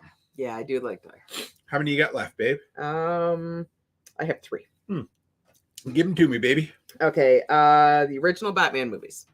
Now, I don't mean original Michael Keaton. I mean like Adam West from 1966? No, I consider these the ones with Christian Bale. Oh, gosh, Robin. The one with Heath Ledger, Christian Bale. Hashtag Heath Ledger's my Joker. Yeah, so those original ones, like there was 3 in the series. Yeah, it was Batman Begins, Dark Knight, and The Dark Knight Returns. Yeah, Rises. Yeah, those 3. I like that series. Oh, Batman. Yeah, yes. I can't do Bane's voice. Yes, yeah. He does a good voice. Yeah. Of course, one of my favorites, War of the Worlds. Oh, yes. I almost put War of the Worlds on there. With Tom Cruise. Tom Cruise and little, what's her face? Whatever. It doesn't matter. No, it's Dakota. Dakota Fanning. Yeah. Yeah. And last one is I Am Legend. Again, the irony of watching a movie about the world ending. But... And actually, I watched I Am Legend a couple weeks ago, and it did not age well. The CGI was so, you know what, to be fair, unfortunately, because it's such a great film, but the CGI was bad even from day one. Do you remember when we watched, there was... Yeah, but you kind of overlook it because the movie was so good. Yeah, and it's still great. But now when you watch it, you're just like, oh man, this is not aging well at all. It's one of the few films that would actually benefit from going back and touching up the CGI. And I'm not a big fan of that at all, but I would definitely say that one would be. Can I mute this for a second? Sure. Sorry, I had to cough, guys. Don't talk to me like that, Mrs. Cook. Man, she had to mute it. You guys can just imagine what she said to me. So. No, I didn't want to cough in everybody's ears. Yeah, so no, but I watched it a couple weeks ago, and I was like, no, it didn't age very well, and I don't know. It just kind of like you get watching, you're like, oh, well, this is disappointing, right? But yeah, it's still a good movie. It is. It's a really good movie, and they're remaking it. Despite they're making a sequel. Or sequel. Yeah. Sorry, yeah, they are. Despite the fact that Will Smith did what Will Smith did. Oh, whatever. It was like Chris Rock. I know. He's a great actor. Will Smith is incredible, and it sucks because he has taken. He's over the last 10 years has made some real shitty movies, but he's an awesome actor. He's an incredible actor, and he lets his talent go to waste on shitty movies. And honestly, he slapped Chris Rock. I don't care if I see Chris Rock. Chris Rock's voice inspires you to slap him. If I see Chris Rock on the street, I'd probably slap him too. I can't stand him. Like he's not funny. He's loud. He's obnoxious. He's rude. And honestly, you see him walking down the street. If anybody sees him walking down, walk up and give him a good slap right across the head. Jail, but yeah, well, it'd be worth it. It'd be worth it. So it'd be a misdemeanor. Come on, where is it? Just be a Backwoods Butcher is not old enough to remember Waterworld. I love Waterworld. Me too. Kevin. Now, see, it's funny though because Kevin Costner in Waterworld is not like Kevin Costner now in Yellowstone. No. Like, I don't know what happened there. Like it's so weird. You know, though, he almost looked older in Waterworld than he did. He's aged really well. Yeah, he has. Like, and his acting has gotten way Well, he was better, always a good right? actor, though. I mean, think back to Dances with Wolves. Yeah, but he was dry. Yeah, but that was what he did. But I mean, he is absolutely perfect. He was made to make Westerns. You know, that stoic, you know, cowboy kind of persona. He does perfect with that. But John Dutton, that is Kevin Costner. I don't even rate to a T. That part was made for him. And you know, the worst of it is that I think what's gonna happen. So who knows whether he returns to finish the final half season. I think he's going to. Doesn't sound like he's gonna, but whatever happens, he's gonna go make that friggin' like 4-hour Western that he wants to make, and it's probably gonna suck donkey balls. Probably. Well, and did you see CBS picked up Yellowstone? Well, okay. Hold on. That? Let me fill you in on what's going on. Okay. So for those who don't know, of course, there's been a writer's strike for 4 months now. And now the actors are going on strike. So if anybody doesn't remember, the last time we had a writer's strike, they decided to put out a whole bunch of programming that doesn't require writers. You know what that is? Reality TV. Oh, boy. So that's when we got things like, Survivor, and because you're not paying actors. So the actors are on strike too, right? So the only TV they can make right now is, well, that's about it, reality TV. So all of the big networks had to come up with a plan of what we're going to make for television in the fall. So television already sucks ass anyway. Yeah. So they're basically going to go with game shows and reality TV. Now, CBS is like, well, what else do we have? We're going to play Yellowstone reruns, edit it. So they are going to block out all the F-bombs and everything because they have nothing else. They have no TV shows in the pipeline, and everybody's going to be competing with crap. It's going to be hilarious. I think it's going to be the downfall of network television. Well, see, that's the thing. Like, I didn't read the full story. I just read that, and I'm like, how can CBS pick up Yellowstone? Like, Yellowstone is so crap. That'd be like picking up Game of Thrones. But they own the show, right? Paramount or whatever. So but it's going to be interesting. It's not going to be a failure of epic proportions. And you know what? I would not, I'm just going to say it, if this writer and actor strike is the downfall of Hollywood, I won't miss it. There's enough good movies and TV shows that we could watch for the rest of our life. There are enough good movies that are left over. Yeah. That we could watch. Fucking let it burn, baby. I'm ready to see it all go. Are shit. Yep. Like, they really are. Because you've got greed on both sides, and people be like, "Oh, it's not fair to compare the unions to the billion-dollar studios." Well, you know what? It doesn't matter. They're all greedy. I don't care. Greed's fine. You can be greedy if you want, but the problem is that the product has absolutely sucked ass for years, and it's getting worse by the year. And it's to the point where they don't put out things that people want to see. They put out things that push a message and an agenda, right? Well, and that's the thing. Like, and I know actors and actresses, they work and everything, but the problem is, like, with them going on strike, maybe it'll get to the point where because like the last 10, 15 years, for some reason, everyone has put them up on some sort of pedestal, and they need to be knocked down a little bit. You know, okay, yeah, like, you make a lot of money, good for you. I never begrudge anybody that, but you're not better than anybody else. You know what I mean? So, like, it's just kind of like, okay, everybody else works just as hard as you do. Just because we're not making $20 million a movie doesn't make you better. And they're like up on this pedestal where they think they're some sort of untouchable, like, gods or something, and they need to be knocked down. I like to see people being creative for the sake of being creative. And if you want to make money, great, go for it. Oh yeah, I would never begrudge that. No, but this is a great point. One Step Closer says there's a lot of great, good independent stuff being done today. The other night I was watching a YouTube review of some movie. I don't even remember what the movie was, but there was a comment in there, the top pinned comment. Somebody said, "Do you know what? I now watch YouTube videos of YouTubers talking about movies instead of going and watching the movies, because I know the movies are going to be shit, and I'm more entertained by three guys in a basement talking about a movie than I am going to pay $85 at the theater. Well, because they're real. Right. Right? Like someone needs to humble some of these actors and actresses because even to bring up COVID again too. Sure. Whole bullshit of like Gail Godot starting that singing. Like, okay, no. We don't need you to entertain us by singing over a computer because you think you're so much better than us. Nope. Like, and then there was that whole video about Sam Smith having his meltdown on his porch there because he couldn't leave his house. He couldn't leave his house that had an indoor-outdoor swimming pool, a movie theater, a sauna, hot tub, tennis court, basketball. You know what I mean? Like, dude, you need to be brought back down to reality. Like, they're like people, but like we've put them up there, sure, and they need to be brought back down. And they're not anything special. Like if you see them out in public and anything, all they do is treat people like shit. They're ignorant. Forget who their fans are. They forget who their fans are. They're like, the paparazzi, I know they are what they are, but you know what? That's their job. They still, and you know what I mean? Like if the paparazzi would just stop taking pictures, they would just go away. Well, people need to stop looking at the pictures. Exactly. And honestly, and they never made another movie. I don't think I wouldn't lose any sleep over it. If Hollywood collapses over this, I'll be happy. I don't care. Yeah. Because maybe that'll humble them a little bit, and maybe they'll realize who they are and who pays their salary. Because right? What I look at it now is it's a lot like in New Jersey.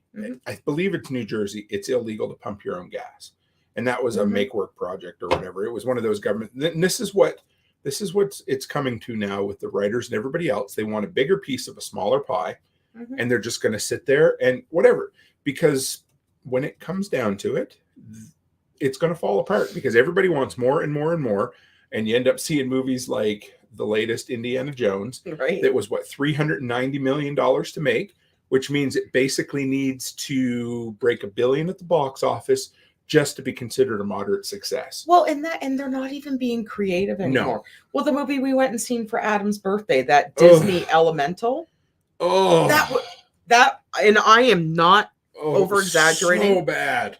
After the movie, I went up to Amy and I told her, I said, if you ever put me through a movie like that again, I am going to throw punch you. That was the worst movie I have ever seen at all. Like, it's just like, and it was Disney. It's like they're just spitting out all this crap because that's all they can do. Yep. And then of course now they're doing all the live action.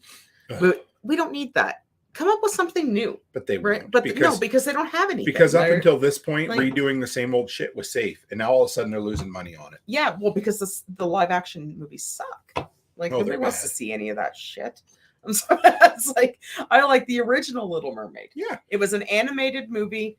Leave it. Tracy earlier said she'd take Moana and Little Mermaid. I love Moana and I love the Little Mermaid, but if they do a live action Moana, I'm out. I'll never watch it. It would have to be on VHS, of course. It would have to be the old clamshell VHS. Remember? That would be awesome. But I love the Little Mermaid. Yeah. That Disney Renaissance of the early 90s was great. Yeah. You had Little Mermaid, Beauty and the Beast, Aladdin, Lion King. There was a couple more. But anyway, yeah.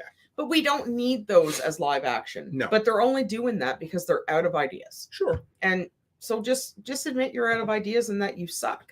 You don't need to keep coming up with all this shit that people don't need, that people don't care about. What I think is needed is a lot of really those kind of low to medium budget films. We don't get them anymore. Those were the ones where people had to absolutely. Martinson said, "Just hammer in the East Coast drawl." I'm sure it was. We get worked up, and that's what happens. Yeah, but yeah, the low to medium budget films are gone, and those were the creative ones. Those were the ones where a young up and coming director would be given $20 million from a studio and said, "We're going to leave you alone. We'll probably have a shadow director to help you, but you can do what you want because it's only $20 million." I mean, you look at was it Sinister or was that the last one that just came out or not Sinister with Patrick Wilson in it or the latest horror movie that just came out? The Conjuring ones? It wasn't The Conjuring. It just came out in theaters recently. Insidious. So the latest Insidious film, any other film, its box office would be considered an absolute bust. The movie was poorly received. It had a bad audience score, cinema score, and it opened with like $30 million its first weekend, which means it made money after its first weekend. It made, I don't know, 40, 50, 60 million Well, it's because box people office. like a good jump movie. But right? The thing is, if you create a movie at $20 million, you don't have to make a lot of money back from it. No. And so and the other thing, and I don't get why they don't do this, is if you put out 17, $20 million movies this year and 2 of them are massive hits, well, you've won, but yeah, no, I don't run the studio, so I can't fix it. I don't know. I don't understand. I will not lose sleep over any of them at all. And I don't know, maybe this will destroy a lot of them. And I hope it does. Commando, that's my next one. So I have 3 left. I could watch Commando. That was, I think, might have been the first Arnold movie I ever watched. I used to rent it on VHS. I remember my cousin come over one time and I said, "Are you allowed to watch this?" "Oh, yeah, I can." And I'm like, "Okay." So we watched it and got in a lot of shit with his mother because she was very religious at the time. And no, my dad had Commando on VHS. Oh, Commando's so good. Remember when I said I was going to throw you over last? I lied. I killed you last. I lied. Yeah, no, don't disturb my friend. He's sleeping. As he's snaps tired. His neck. Dead tired. Now, another good Arnold one that I watched was Red Heat. Yeah. With my dad. Yeah. I think it's the one I've never seen. Where he's a Russian? Yeah. Yeah, no, that was a really good one. Okay. I remember watching that with my dad, and I got to see Arnold, and they show Arnold's naked butt. Oh, and I was like, "Oh my God, that's his ass." Yeah, Arnold was great. Oh, he was he was really built. Oh my God, you could bounce. I'm sure you could bounce quarters off his ass cheeks back in the day. But I would have been, I don't know, I think I was like 10, yeah, 10 or 11. So it's like Saving Private Ryan. I could watch that. The beaches in Normandy scene alone is, because of course if we had an underground bunker, it would probably have Dolby Digital surround sound. That's your it's my test movie. Your surround sound movie tester. Yeah. Whenever I want to make sure my surround sound is working, I put it on that scene and watch it. But that whole movie's incredible. Yeah, it is a good movie. It's great from start to finish, and of course John Wick. John Wick series. Yes. I like all the John Wicks. If I had to pick just one, it would be the first one. The first one, yeah. I like them all. Although the one with Halle Berry was a little yeah. With that was pencil. Was that number 3? I think so. Yeah, no, it wasn't one. How many men did he kill with a pencil? I don't know. Anybody know? Was it 8 or 20? No, I like it when he calls them and he's like, we have a problem. I heard you hit my son. He goes, yeah, he stole he stole a car. Who's John Wick's car? Oh. And then he hangs up. I was like, yeah, somebody's in trouble. Fury. That was I know which is one that the tank film with Shane from The Walking Dead, John Barenthal? Yeah, and it's got Brad Pitt, right? Yeah, I think it does. You know which one you didn't put on there? What's that? Inglourious Bastards. It was on. So here's the deal. I wanted to only have one Tarantino film. So it was on. So on my phone, it was just below John Wick. I was like, no. Inglourious Bastards and Once Upon a Time in Hollywood was really good too. It was, but I still put that below. To me, it's Pulp Fiction and Inglourious Bastards are 1A and 1B, and everything else is below that. I loved Inglourious Bastards. That was a really good movie. It was perfect Tarantino. It's crazy that. And it was perfect Brad Pitt too. Oh, yeah. Like that was his role. That's been going around on TikTok lately. The scene where he says Nazis. Nazis. But it's when they're taking the German leader out and he has his friend with him and he's like, what did he say? I negotiated his release too. And he's like, it's all right. I've been chewed out before. I'll be chewed out again. He says, that's all. Yeah, no, he kills him. And he goes, I negotiate. He goes, that's all right. They'll just chew me out. I've been chewed out before. He says, they'll execute you for that. He goes, nah. He says, they'll just give me a chewing. I've been chewed out before. Kill some Nazis. Yes, I don't love Django. It's okay. I put it down in like the Jackie Brown, Death Proof. I mean, he doesn't make bad movies, right? No, just in different sequences. I would put, like, I mean, right? like I said, it would be 1 and 2, Pulp Fiction, and then Inglourious Bastards are 1A and 1B. And then the next down would be the Kill Bills, along with Once Upon a Time in Hollywood. Maybe Hateful Eight, but then everything else is below that. Well, see, like Hateful Eight was okay. And then when he came out with Once Upon a Time in Hollywood, it was so much it's like, better. okay, yeah, now this is the Tarantino that we like. His next film is his last film. I believe it. Yeah, he's been saying, he was on Rogan recently too, and they were talking about it. But yeah, it's, what did he say, 10 films, I think is what he was going to limit himself to. But yeah, that's it. So his next one, and it'll be great. I'm sure it will be. Yeah, and then, but you never know, he might do another one after that too. They always say that. No, he has made it abundantly clear he's done. You should watch the interview with him, because he basically likens it to being a baseball player who plays long past their prime and how bad they looked and things, But Tracy Lynn says, "Oh, Inglourious Bastards." It's such a great film. We went and seen that one in the theater. That was so good. I had tears in my eyes at the end, just because it was such a great fucking film. Well, because what did he release before that? That was so disappointing. I think it was Django. No. He had a couple before that. Death Proof came out before that. Yeah, and that was kind of just disappointing. Let's see here, films. Order of Tarantino films. So it was, of course, we know Reservoir Dogs, Pulp Fiction, Jackie Brown. Yeah, it was just Death Proof and Kill Bill. Yeah. And here's the thing. I'm going to be honest. The first time I watched Kill Bill, I didn't like it. It was just so, but then you were like, you loved it. And so I've watched it, and it's grown on me, and I realize how good of a film that is. Oh, it is a really good film. So good. But but the second one was not as good as the first one. It honestly should have just been one film. I think so too. 1 4-hour film would have been great. Yeah, because I found the second one, it kind of dragged out. Like they dragged the story out too long. Yeah. And it was just one of those things where it's like, okay, this could have been one movie. Yes. And Backwoods Butcher said he watched the extended version of Hateful Eight. It was 4 hours. Piece of trivia. I don't know how I know all this shit, but so the original script for Hateful Eight leaked, because basically up until that point, Tarantino would send a script out to the actors. And so somehow somebody leaked it, and he got so mad that he canceled the film. He said, "Fuck it, I'm not doing it." And then eventually he's like, maybe I will. See him do it. Yeah, he did. So they had a live reading of the script. He's like, "No, we're not going to do the movie. So we're going to go and on a theater stage, and we're going to read the script." And so they did a live reading of the script, and he's like, "I'm done with it. I'm moving on to another project." And then he rewrote the script and turned it into a movie afterwards. So kind of interesting. Who knows? I don't think he ever found out. And Jackie Brown was awful. Yeah, Jackie. The problem was that was his follow-up to Pulp Fiction. Everybody was waiting for him to catch light, because it was Reservoir Dogs and then Pulp Fiction. And then after that, it was Jackie Brown. And I'm like, oh my, what is this film? I remember watching it, and I'm like, who is this awful Pam Grier chick? I had no idea. And it was because he tried to do John Travolta with Pam Grier. He's like, oh, let's go get another 70s washed up actor and we'll bring it back around. But Jackie Brown is probably, that and Death Proof are probably my two worst. Yeah. I don't like them at all. But then when he come out with Inglourious Bastards, it's like, oh, okay, yep. That was so good. Yeah. So Kill Bill Volume 1 and 2, Death Proof. Death Proof's probably his most forgettable film. Had Kurt Russell in it, right?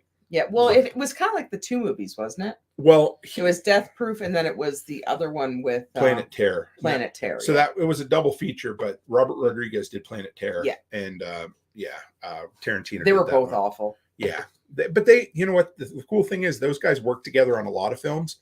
They did. What was the one there? It was the vampire movie with Salma Hayek in it. Dusk Before Dawn. Dusk Before Dawn. Yeah. Or From Dusk Till Dawn. Yes. Yeah, that was great. Yeah. That was, I forget how that worked. One of them wrote the script, one of them directed it. And they also worked on one of my favorite movies from the 90s called 4 Rooms. I've never shown you that. I don't think I've seen that one. So a guy plays a bellhop. I want to say it's Tim Roth, but I might be wrong about that. It takes place on New Year's Eve in a hotel, and it's 4 different stories. Okay. So if you guys have never seen 4 Rooms, it's pretty cool. It was made at the height of kind of 90s, whatever. So if I got this right, Robert Rodriguez did a bit in it where it was Antonio Banderas and his wife want to go out for the evening. So they leave their kids home in the hotel room and they find a dead hooker in the mattress. So there's that story. And the Quentin Tarantino story has Bruce Willis in it. And they do this thing where if he can light his lighter 10 times in a row, he gets like $500. But if he doesn't, they cut his thumb off with a cleaver and he has to go to the hospital to get it reattached. Okay. And then another one is this crazy short film in there of Madonna playing witches. They're having this, like, it's not a seance. What do witches do when they're like conjuring spirits or something? Oh yeah, like because I remember watching it because Madonna takes her top off in it. So not Madonna showing her boobs. I know, and I can't remember what the fourth story was, but it's a great movie if you've never watched it. It's great. It's one of those might have fell under the radar 90s films. Oh yeah, it's no, cool. I've never heard of it. I watched all that shit, you know me. But yeah, so the Django, Hateful Eight was good, and then Once Upon a Time in Hollywood, and I think he's working on his latest one right now. But according to IMDb, the ranking of the films, that's crazy. Wow. Anyway, so Pulp Fiction was the highest rating with an 8.9 with 1.7 million votes. And his lowest reviewed movie was Death Proof, 7.0. Second best was Django Unchained, then Reservoir Dogs, then Inglourious Bastards. So interesting, hey? Yeah. Sucker Punch, you ever seen that? Wasn't that a Zack Snyder film? About a girl with superpowers, maybe? I want to say yes. I think I've heard of that one. Yeah, Sucker Punch. Yeah, it was that wasn't Ellen Page in that, was it? Or no, she would have been too old. 2011. So who was it? Zack Snyder. Zack Snyder. I don't think I've ever seen it. Yeah, it's a superhero movie, I believe. So no, I've never seen that one. No, it's supposed to be good. It's Zack Snyder. So Slapshot. You ever watch Slapshot? That's that Canadian movie with they just fight a lot. You know, the hockey movie. It's a comedy. Oh, yeah. I've never seen it, but yeah, I guess it's supposed to be good. People make fun of Canadians because, anyway, it's like Strange Brew. You know that movie Strange Brew? No. Doug and Dave? You don't know that one either? Oh, Hope? Is that the one with Rick Moranis? Yeah. Okay. It started out. I didn't know that's what it was called. Well, it originally started out as a skit on a TV show, I believe. Yeah, I remember seeing the skits. Yeah, but I didn't know that was what it was called. Happy Gilmore. I love Happy Gilmore. Oh my God, yes. That is probably the best Adam Sandler movie. Oh my God. When he knocks out, or when Bob Barker knocks him out. The Price is Wrong, bitch. I have actually not seen that movie start to finish. I've only seen little you're clips missing of out. it. No, I'm not. I'm not missing anything. Goodness. Like, I don't mind Adam Sandler for some of his movies, but I think what sealed the deal with me was when he did that Jack and Jill movie.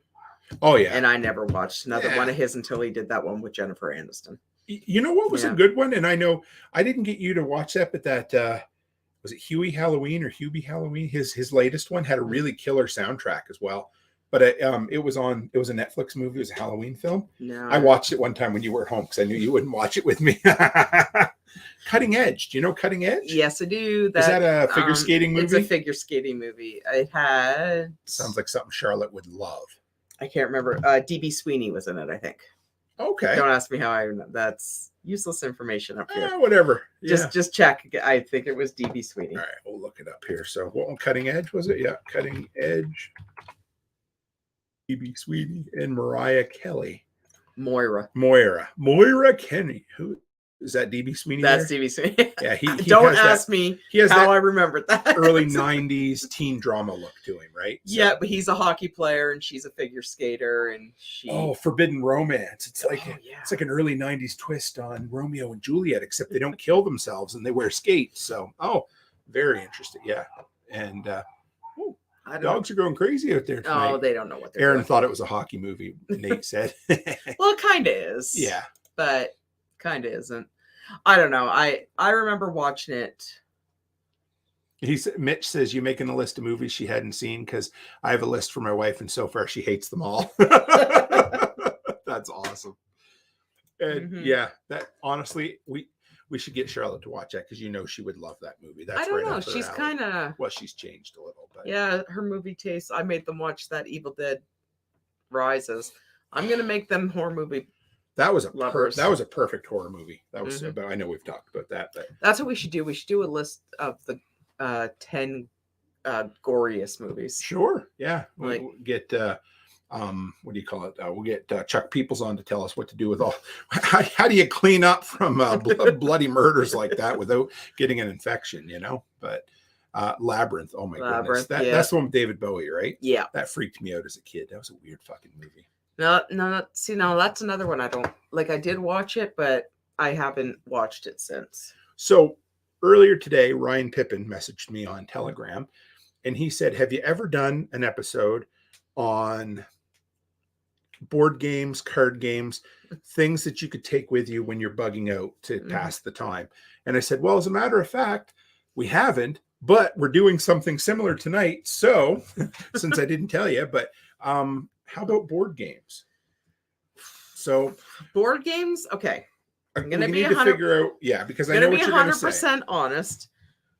Board games is probably one of those things that you have to be very extremely careful with, because they can really, like, I could tell you a board game that would not be going down there would be Monopoly, because I have a feeling that Monopoly would result in some physical harm. So but I'm thinking probably your basic, like your Uno, your Skippo, dominoes, probably. We love so in the like- Cook family, dominoes is the official Yeah. family game. And And a couple decks of cards you can play, like Crazy Eights and Rummy and poker and stuff. But I think board games, probably we like Clue.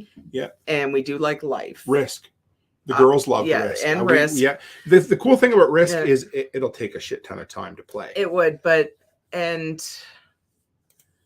honestly, I don't think Monopoly would be one. No, I mean, I can play it. The problem is that there's someone else in the family. no, I'm not allowed to play Monopoly. No. Checkers and chess. Oh, chess would be great. Yeah. Yes. But Monopoly is one of those games where we grew up playing Monopoly with my dad, and just to put, well, no, I don't have to put. My dad was an asshole. Yeah. When it came to playing Monopoly, and we never understood the whole premise behind the game, Right. because he never taught us, because if he taught us, then we would know if he was cheating. You know what I mean? So yep. So it would get to the point where we would all be sitting around the coffee table playing, and my dad would have a stack of money and he'd have all the properties, and it always ended with me crying, Brian crying, and then my dad yelling at Did us. he cheat?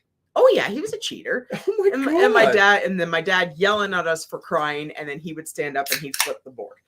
And then Are you serious? Oh.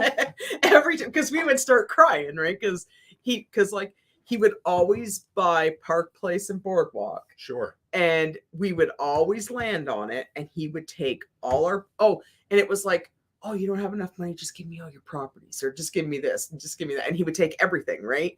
And of course you hand it over, you start crying, and then he'd be like, why are you crying? And just flip, there goes the board. There's no crying in baseball. so Monopoly is one of the, like, I really do enjoy Monopoly. I do, but I not. Tracy says that's not how you play. No, well, he could flip the board, but it was always a board flipping. And checkers. Well, I always played with my grandfather. He never let me win. Like Which if is cool. I won, it was skill, Right. And At least so that's what he made you think. But no, it was I know, skill if I won. know. But no, he never let me win.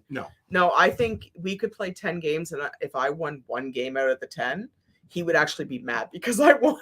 So it's like, no, so like it was always a skill game, but the girls and I, we really like Clue. I think Clue is one of our favorite games. I don't and love it's it, but not, I play it with you. Yeah, but it's not one of those, like, okay, where you have to be really over competitive with it. Right. No, it's So- not. It's just, and there's some chance to Clue as well. You know. Yeah, a and little it's a bit, skill so, game. Yeah. Right. But Tracy Lynn says, I flat out left a person I drove to a party over a game of Monopoly.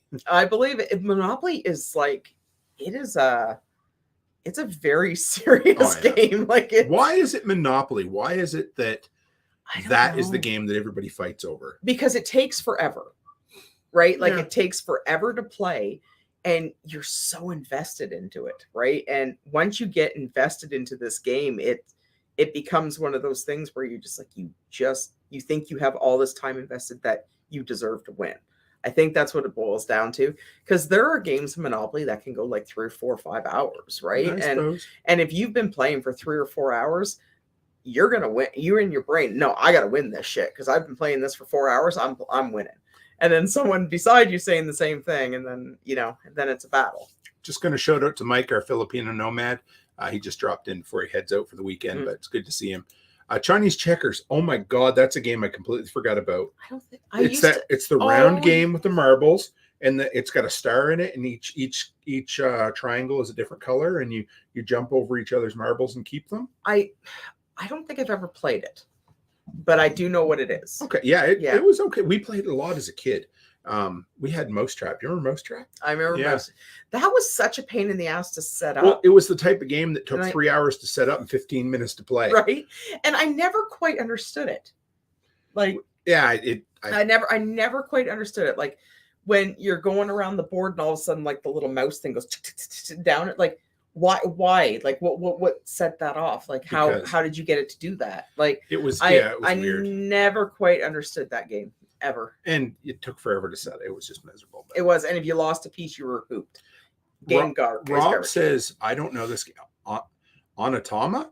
Maybe it's like chess, but you draw cards and tell what moves you can make. I never played it. Interesting. So that reminds me, in grade 9, we used to play a game called Go. And it's a Chinese game. It's kind of a hybrid of chess and checkers. They're round stones. They're white and black. Okay. And you have to take territory. It's kind of like, do you remember the game, kind of similar, where you'd play it on paper and you'd try to get boxes and you'd put your initials in the boxes? Mm-hmm. Well, it's kind of like that. But I mean, Go is like one of the oldest games of all time. And I should teach Charlie how to play that, because Mr. Daly introduced us to it. And this was really cool. Many years later, he came into Home Hardware and he said, I was just out at Frenchie's, and you guys wouldn't know what Frenchie's is, but it's a thrift store where they have secondhand junk. And he said, I found a board game of Go, and he brought it in and gave it to me. Nice. Yeah. But anyway, it was a really fun game. I enjoyed that. I have never played Martinson Families' Axes and Allies. Isn't that kind of like Risk? It's like Risk, but it takes way longer. I remember in college, there was a group of 5 or 6 people that played a game of Axis and Allies in the cafeteria, and it went for like 3 days. Oh my goodness. See, I would flip the board. Done. Yeah, that was the end of it, right? Tracy says Mastermind. I vaguely remember that, but way longer. Yeah. Tracy Lynn says just need a grid and a dungeon master. I would love to play Dungeons and Dragons. Never played it. Somehow I knew Jeff would play Go as well. Isn't Dungeons and Dragons? That's one of those games that takes like days. Well, it can take forever. Yeah. I know people that played the same game for years. They would every Saturday night they would meet above me. Oh yes, on the third floor of my apartment, and they would play, and they still play. Mark has since passed away, but Tim and Jurgen, and anyway, there was 4 of them. Daryl was the other guy. So those 3 still get together every Saturday and play. They've done it since they were in high school. Yes, and now I wouldn't know the first clue. I would love to play it. Mike Leonidas, he has played it over the years too, and he loves it. But I never had anybody to play with, and it's a big, it's a time-consuming game too, right? So it's as much a social thing as it is anything else. Tracy Lynn says her first campaign was over a year. Oh, so yeah. So and it's cool. Yeah, I don't know all the ins and the outs of it. Well, I used to have friends in high school that played Warhammer. That's kind of similar, right? I don't know. I don't think it's quite the same. No, like they would go down to. Wow, that's awesome. Sorry, finish your story. No, like they would go down to the comic book store. Yeah, and it would be a whole. You'd walk in, and it'd be like a whole center thing, and they had all these little metal pieces that they would paint up, and it was like Warhammer, and it was kind of like they would like. They hours. You would walk in as the only girl and be like, "Yeah, look, there's a girl there." Yeah, right. And the air was thick with body odor. I would go in and watch them play, and I didn't have a sweet clue how they were playing it. But my one friend, he was playing it probably for all of grade 11 and 12. He would go down there every Saturday and Sunday, and he would stay there for 8 hours playing this Warhammer game. So I don't know, and it kind of sounds similar. So this is incredible. Backwoods Butcher said, my wife's grandfather tried to teach me how to play 45s when we visited Nova Scotia. 45s is definitely a Nova Scotian game. It is so complicated that every time I go to play it, I have forgotten the rules, and Dad has to remind them to me. If I remember, 5s are the highest numbered card anyway. It's really interesting because you have to get 15 for 2, 15. No, that's crib I'm thinking of. But anyway, Dad and I used to play 45s all the time. And I can't even remember. I'll have to explain it to you guys some night. But it's an awesome game. So tell Alice there's an anime center around Go. An anime centered around Go. So, she might like that. Yeah, she might play Go with me. Thank you, Jeff. Remember that if we can. Yeah. Where would we find that? Like at a board game store in the mall, or I'll Google it. I'm sure we can find it. But Backwoods says it was a lot to take in, not sober. 45s is the most complicated card game you'll ever play, but it is one that we would play as a family for hours. Dad and I, we'd get together with family, and we'd either play crib, 45s, or dominoes. And Tracy said, was that for Warhammer? Warhammer, I think so. Because my friend had them, and they were so little, and they were so expensive. Mm-hmm. And he would buy the lid, a little tiny paintbrush, and it was all like oil paint. And when they had the soldiers, they had to be painted all the same color. And it was very intricate. You know, Jonathan that I worked for, he actually has a side hustle business that he paints Warhammer figurines for other people. Oh, there you go. He airbrushes them and everything. And I asked him, do you make money? He goes, no, but it basically pays for my hobby. So I'm like, hey, they're very intricate. They're very detailed, and and they're freaking expensive. And they're just this little big. Yeah, no. Was never mine. I always wanted to try to play Dungeons and Dragons, but isn't that the same type of thing though? Dungeons and Dragons is literally a piece of paper and a pen. Oh, okay. So and Tracy, you can correct me if I'm wrong, but basically the dungeon master figures out the quest, and then you just roll dice. All you have is a bunch of dice. Oh, that's what they play on Stranger Things. Yeah. Oh, with 20-sided die and 15, or whatever. Okay. Yeah, it was. I would love to try it sometime. Maybe. Yeah, Warhammer's way different. They go in there with bags, and they stand there and they set them all up, and they move them throughout the terrain, and it's very strange. I don't know how they move them. I don't know if they roll dice or cards. I never. They might summon demons. I'm not sure. I'm not sure. Not exactly. I don't know too much about it. Remember the Satanic Panic from the 80s when they hated Dungeons and Dragons because they thought everybody was going to go to hell? That was a good one. But I did play Magic the Gathering for a while. Do you remember Magic cards? Yes. Yeah, they were just okay. But I used to play Crazy Eights. Yes, Crazy Eights was simple. Yeah. Tracy says we do paint figures to represent ourselves on a grid map of dungeons sometimes if you play in person. That makes sense. Yeah. But it's basically, I don't know much about it, but Alex Byrne used to play it quite a bit, a good buddy of mine from high school. But I don't know. It would be fun. I always thought it just seems like a good excuse to sit around, drink some beer. And it'd be a good excuse just to hang out with your buddies. Yeah, it would. Right. If that's what you like to do, then that's what you like to do. Maybe if we ever have a workshop meetup on the East Coast, maybe I'll get Leo's to host a game of Dungeons and Dragons for us. Lord. That would be hilarious. He would be all over that. The problem is though, he'd probably spend most of the time trying to teach us how to play it. Oh yeah. Because I wouldn't have a sweet clue. He is a patient man. He absolutely but I wouldn't have a sweet clue. And I don't download that stuff easy enough. That's cute. Jeff says the anime is called Hiroku no Go. It's older, maybe early 2000s. Or Hiraku. No, Hikaru? Hikaru? I don't know. Alice would be like, Dad, you're saying it wrong. You idiot. Yeah. You friggin' English? You're so stupid. Oh, yeah. Well, what do you think, Mrs. Cook? We've been 2 hours. We survived a power outage, and our dogs sound like they're trying to kill a small child upstairs. I think it's probably because the neighbors are walking by with their dogs. They don't like that husky. Yeah, well, they make fun of him. They say he's fat every time he goes by. I don't understand it.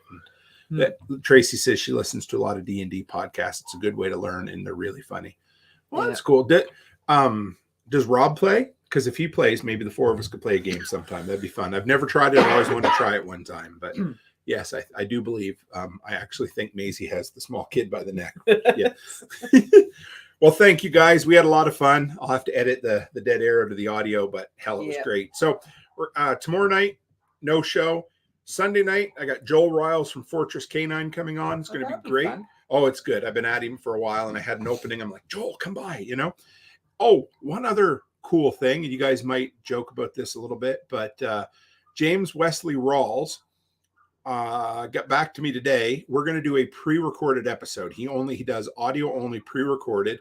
We're going to talk about some of the early days of the internet forums and that sort of thing for prepping and preparedness survival. So if you have any questions for the dude who wrote my favorite book, no.